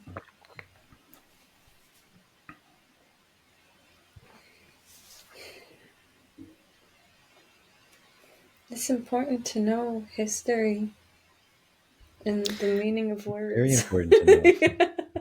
That's where most of our problems come from, is It's. because we've forgotten. Mm-hmm. On a fundamental level, like these indigenous stories are saying, we've forgotten who we are, and we've forgotten where Mm-hmm. we come from. Mm-hmm. We have this amnesia, and these plants, or these ancient Mm. sciences, are trying to help us to remember, so that we can embody that energy of God, which isn't one of control or force or manipulation, but it's one of this life-giving energy. Mm. But we've become removed from that, and And it's a beautiful part, I think, of this plant work, which is, again, this idea of wisdom, of remembering, of not forgetting. Um, you know, Hmm. there's an energetic imprint of everything. Even as you were saying, within you, there's an energetic imprint of everything. Hmm. We are the seed of the universe. The matter of the universe exists within us. It's this kind of hippie way of saying things, but we literally are of the stars. Like, Hmm. there's no new material out there. Like, everything Hmm. comes from something. That's that idea of union, of source. Hmm. So we have access to these things, and there's been all of these practices, these sciences, these deep sciences, these deep technologies to help us to go into that. And again, I think a lot of how our society is moving is because we've forgotten those things. And much like this pendulum, as we begin to forget them, we begin to suffer more. And as we begin to suffer more, we find ourselves in situations that reflect that. And also, I think that's why there's an emergence or a re-emergence of a lot of these ancient practices, Hmm. because of our suffering, we're beginning to remember, to if nothing else, out of necessity.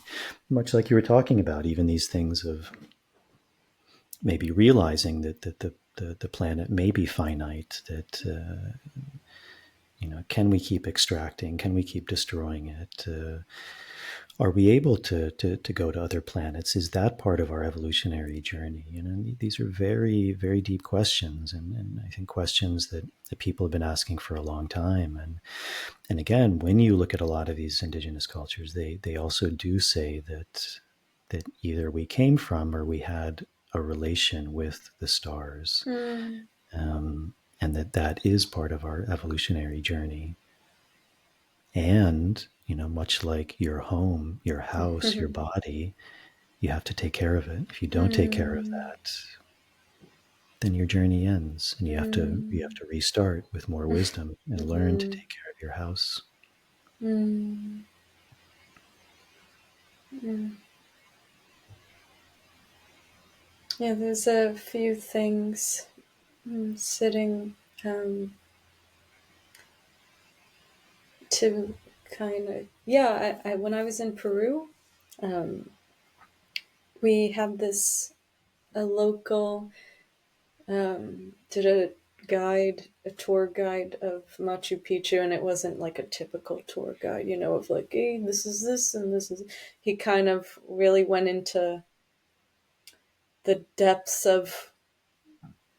Uh, no, he was beautiful. He was just very connected to the land and just really a beautiful person with a lot of wisdom. And he was telling us that the story that they believe what happened was because if you look at Machu Picchu, there's the Incan structure and then there's pre-Incan structures. So, and they're very different. Like the pre-Incan are, I don't know if you've been to Machu Picchu. I'm sure you have, but the pre-Incan is like cut like straight. They're huge monolithic rocks, like stone. Like it's like how did they do this, right? And then the Incan is still so beautiful, but not as the precision is different. I'd say different categories of precision and maybe the intention. I'm not sure, but he was saying that what they believe is that both were existing at the same time. That if you look at the Incan structures, they were kind of built to honor the pre-Incan, that they believed that they were all living at the same time for a moment, but that the Spaniards were coming and the pre-Incans like knew that this wasn't going to be good, and he said left they left Earth. And I don't know like how we prove that or whatever. I don't know if that has like whatever kind of, if it just means something, but yeah, that's, he said that's our story. And it's like, okay, but yeah, that there's like and then the Incans stayed, and they got killed by the Spaniards. So, and also in Robert Anton Wilson's book called Cosmic Triggers, he was friends with Timothy Leary, and Timothy Leary at one point in time was in prison. So I don't even know how this was able to happen, but him and like his partner, another prisoner, and that prisoner's wife, they all did like LSD together, and they received transmissions that they call. And the transmission was really beautiful. It basically said, like, all life on Earth needs to come home, and you all need to unite and kind of evolve past hatred and evolve past race and this and that. Like, you, it said you are meant for immortality, and you need to return to your star family. So, and in my, and the world is so interesting how my cosmovision has definitely been like, I was introduced to Philip Dick and Robert Anton Wilson and all these people who talk a lot about the dog star, like different stars, and the stars were very present in my life in different times, and even in ancient Egypt, like, I think the Sphinx faces the dog star. Like, they were building these structures to kind of, as I don't know if they were communications, or what. I need to refresh my memory, but so it is interesting, like that. It I've heard of this through different contexts, and um, yeah, and plants are so interesting, working with the different plant medicines and the things that they say. Sometimes it's kind of like, I'm going to take this with a grain of salt, because if I really dive into what you're telling me, like, it's going to be a little crazy, like, mm, which is why I kind of, that's what the beauty of all the different plants are. Like, tobacco is very different than, it feels like, tobacco is both, I get shot out to other places, but it's also very like in touch with my human experience, like what needs to happen in on a human level, but also like you kind of go to all these other places and get to travel a little bit. So, but like mushrooms sometimes feels very like, yeah, they're like, this is where you came from, and I'm like, whoa, really? Like, where am I? So it's, the plants are interesting. But the other point I wanted to make, what you were talking about, like politically, like how we are giving our power to these, like yeah, the government to impose decisions. I recently got a phone call, and she said, "Hi, I'm just calling to take a poll for the local government. Do you have a moment to answer some questions?" And usually I hang up, but I was like, no, I will answer these questions. And she asked me if I knew who this person was who was running for office in November, and if I was planning to vote in November. And she said, she started talking about, do you believe that people who have children or are adopting or need to take care of someone, do you believe that they should receive aid? And it's like, oh, yeah, they should have like help, right? Like, and I really was thinking about, like, if I had a child, I would want like community and resources, right? Like, we would like them to have a good life. So I was like, yeah.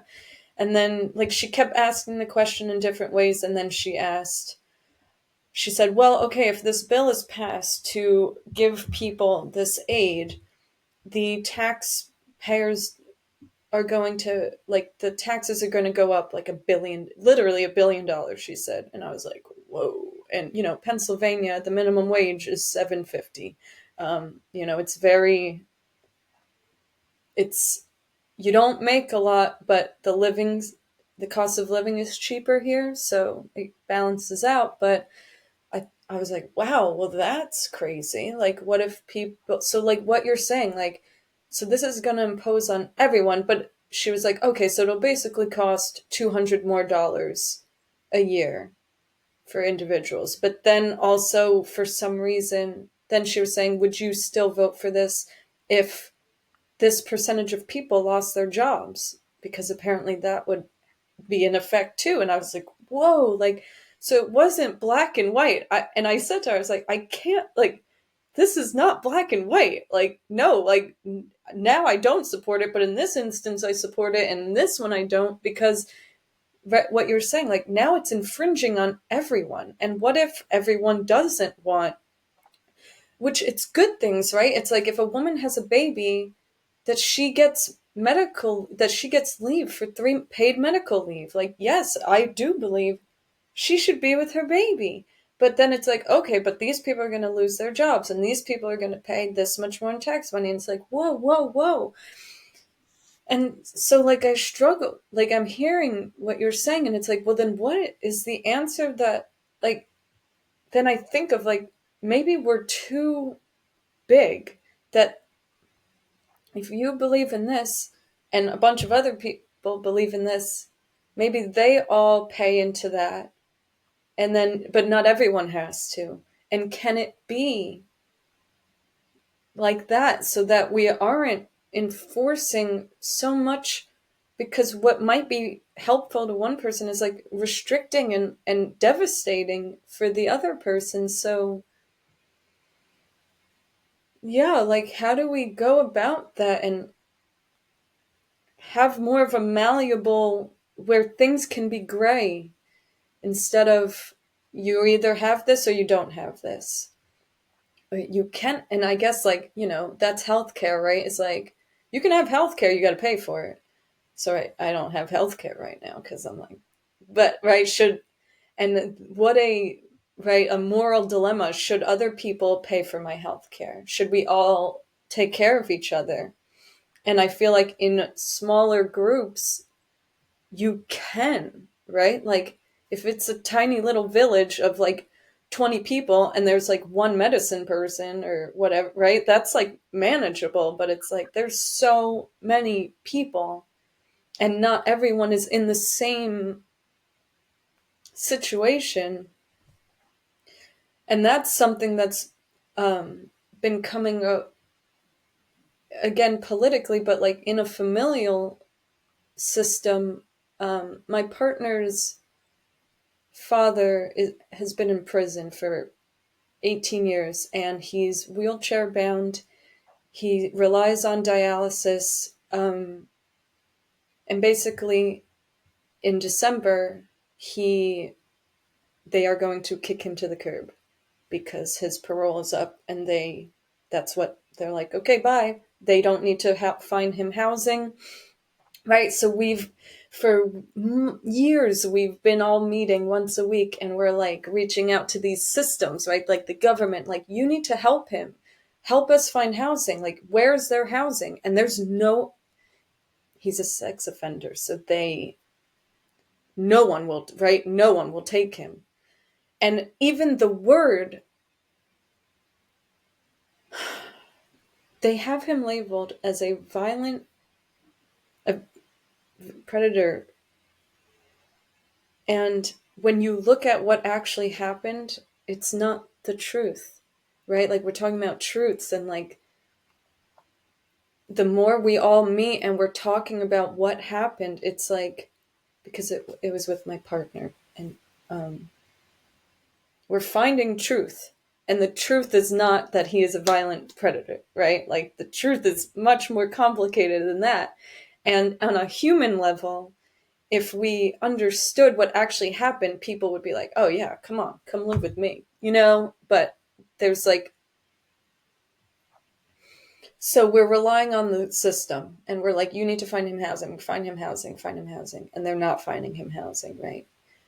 And it's like, this keeps coming up for me of like, what if it's in our hands to take care of each other?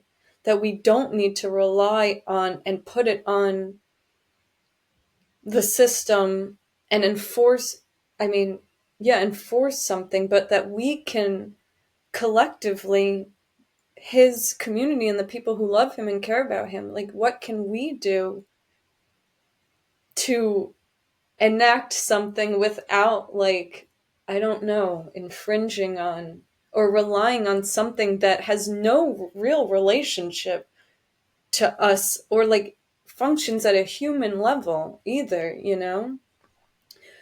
So yeah, that's that's where I'll end that. But yeah, that maybe these systems aren't meant to be, they, yeah, like, where can we find humanity in these systems? And again, this, but it's complicated, right? Because what you might want is not what I want. So yeah. So thank you for like all that insight. I feel like I have so much to continue to sit with and yeah, reflect on. But that was really insightful. Thank you, Jason.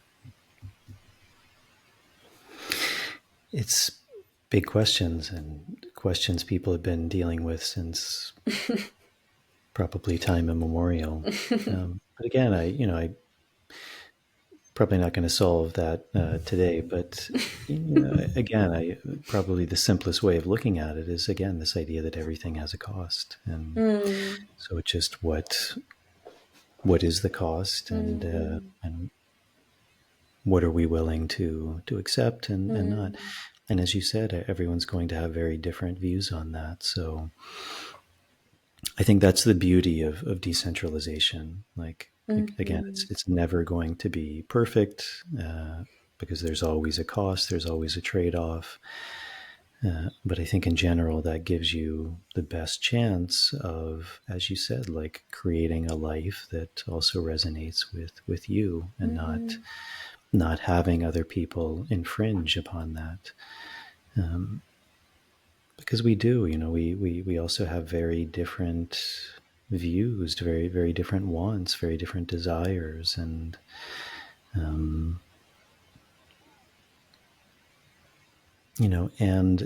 at the same time, I think there is something beautiful that you kind of mentioned, which is this idea that this Native American guy said, which is kind of this idea that there is a good way of living, and I think that goes back to these ideas of these kind of fundamental truths, because again we are human beings, and we can't run from that. Like, we do need connection, we need love, we need fresh water, we need food. And no matter how advanced we get, or what kind of chemicals we come up with to kind of substitute food, it will never be the same. And then there's a trade-off to that. So all of these things, it's like this pendulum. Like, we can have like some fast food now and then, but if that becomes all of our food all the time, then we will have to slow down. There's a consequence. We'll have to eat slow food because we'll become out of balance. So it's big questions.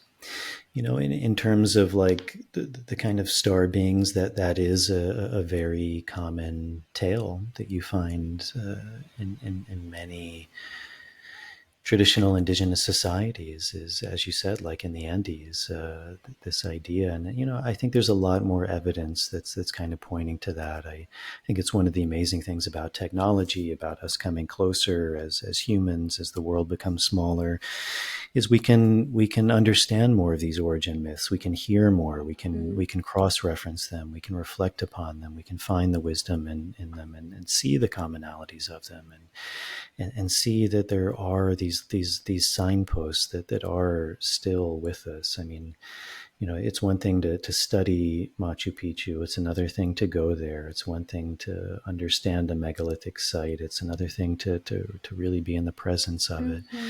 And as you said, there's a very different technology, like the higher up you go, it's a much, I don't want to use primitive because it's still a very beautiful technology, but it's more primitive than at the Mm-hmm. bottom, at the older, at the base. And I think there's more and more evidence. I think we live in a really exciting time where kind of even our whole cosmovisions, our whole worldviews, we're maybe having to start to rethink them. Mm-hmm. Even these things like angels and demons and these forces, as you said, if people begin to take things like mushrooms or ayahuasca or tobacco, whatever it is, their cosmovision is going to change, and we take fairies or something to be a metaphor, but maybe it's not. We Mm-hmm. take angels to be like a metaphor, but maybe it's not. Um, these ideas of these past advanced civilizations, we take them to be metaphors, but maybe they weren't. Mm-hmm. And it's very fascinating that all over the world you have these very similar stories, these very similar legends pointing towards something. And I think that's again part of this kind of collective amnesia and this process that we're going through of remembering. Mm-hmm. I don't know if you saw, but even recently, I mean, it could be untrue, but probably more verification is still needed. But a group of Italian researchers came out, and in the Khafra pyramid and the Giza plateau, what they're saying is that they use some new technology, this kind of sonar technology. Mm-hmm. It's using sound, I think, resonance, and taking that data and using, I think, AI of 3D mapping it. And according to them, under the Khafra pyramid are these 8 cylindrical tunnels that have this spiral structure within them that goes 645 meters deep. I mean, Mm-hmm. uh, that's something like, I don't know, 1,500 feet It's deep, crazy. and that they link up to these like 80-meter, uh, I think in diameter, square cubic chambers, and like the whole structure goes something like 2 kilometers deep. I mean, that's unfathomable, Mm-hmm. and certainly unfathomable by the narrative, which is these things were built by rocks and copper chisels. I mean, even Mm-hmm. again, like standing in front of the Great Pyramid, it's pretty awe-inspiring. It's pretty Mm-hmm. hard to look at that and think that that was built 2,000 years ago by people with 2,000 years of more primitive technology than we have today. Mm-hmm. When you stand in these megalithic sites like Sacsayhuaman, like Machu Picchu, Ollantaytambo in Peru, all over the world as they're discovering more of them. The Mayans, there's probably thousands of these pyramids that Mm-hmm. they're now discovering. Um,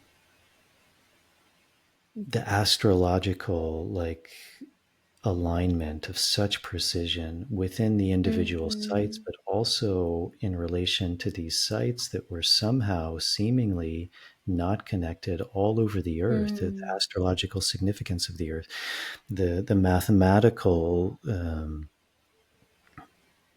symbols that were contained in these sites, like the Great Pyramid, that showed that they had an understanding of the speed of light, of the circumference of the earth, of things like precession. I mean, these Mm-hmm.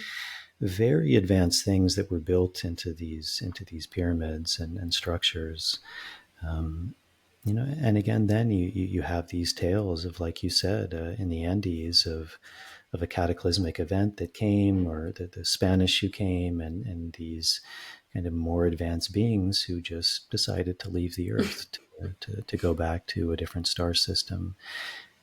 And that's not unique to them. Like you Mm-hmm. find that all over the world, and I do think a lot of these plant medicines, we were saying like the physical distance of time and space, of the distance between these planets and galaxies. It's so difficult to even fathom on a physical level. But that's why these plants and these practices were called Mm-hmm. plant spirit practices, because it wasn't the physical body that was going there. It was the spirit, it was the Mm-hmm. consciousness.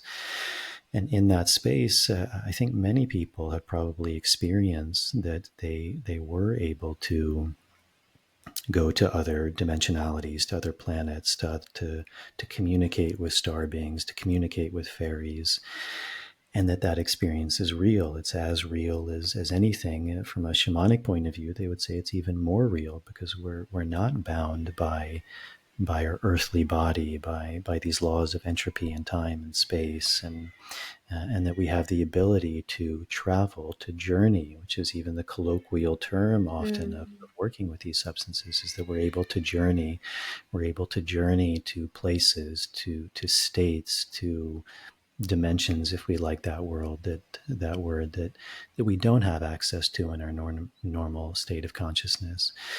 And so I think there's a huge frontier that's beginning to be again re-explored, not for the first time explored. That's part of, I think, our ego, is that we like to think that we're the first. But these are ancient practices, ancient technologies. And that it's amazing that we still have traces of them, even from potentially hundreds or thousands of years of things being lost, that there are still things like the pyramids in physical form. There are still plants in the form of a physical matter that give us access to a spiritual experience. And I think that's a big part of our technology of the future, our process of evolving as humans, as individuals, as species, into things we potentially could never even dream of. And yet that's the paradox. And yet we still are humans. We're still at home in our body, and we're still of this earth, of this soil. We're still humans. That's what a human means. It comes from like humus, like the soil. We are of this soil. We are of this earth, and we will always be. Our physical bodies will always be part of that, and that's always a huge part of our journey. Is always remembering our form, our home, our place in this earth, and that we're spirit, and the potentiality, the vastness, the awe, the inspiration that opens us to, and so it's this dance. And that's why, also I think all of these things, these political things, I mean, people take them very seriously, and there is something serious to be taken, because that is the physical part. That's part of the human experience.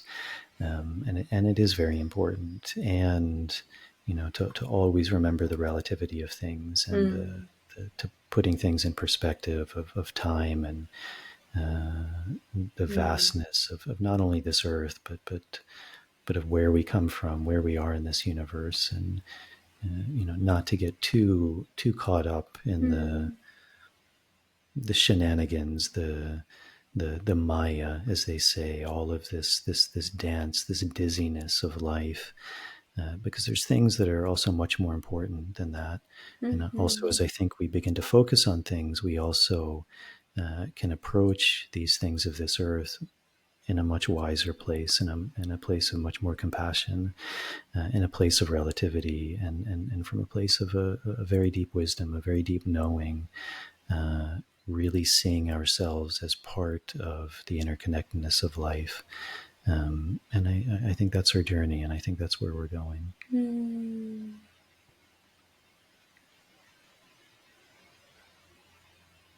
I don't want to say anything else. I feel like what a beautiful way to leave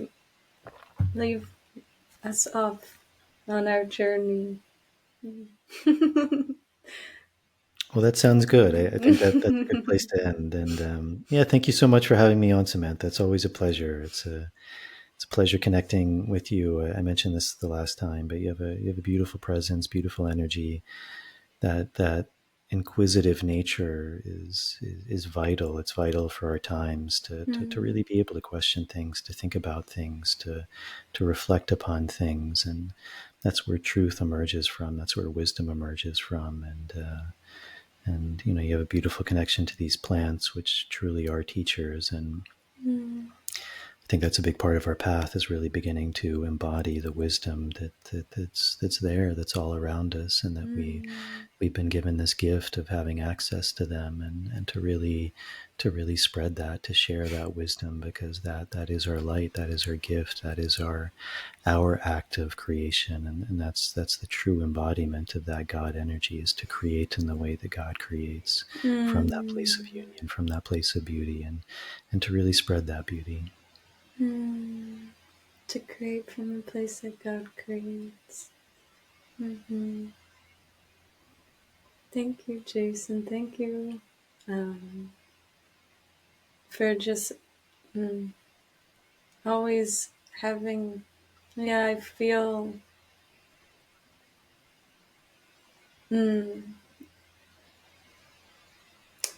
drank some cacao before this, and I just asked that, we have a conversation that comes from love and that is life giving. And I feel that you really are in this neutral place of love and of the right direction and like the right path. And thank you for the work that you do and helping us and helping me and listening to the plants and letting them speak through you and God. And yeah, I'm just grateful for this time and you like wake things up in me, and I really appreciate it. And I'm sure whoever listens is going to be very inspired, and yeah. So thank you. It's a pleasure, Samantha. Thank you for having me on.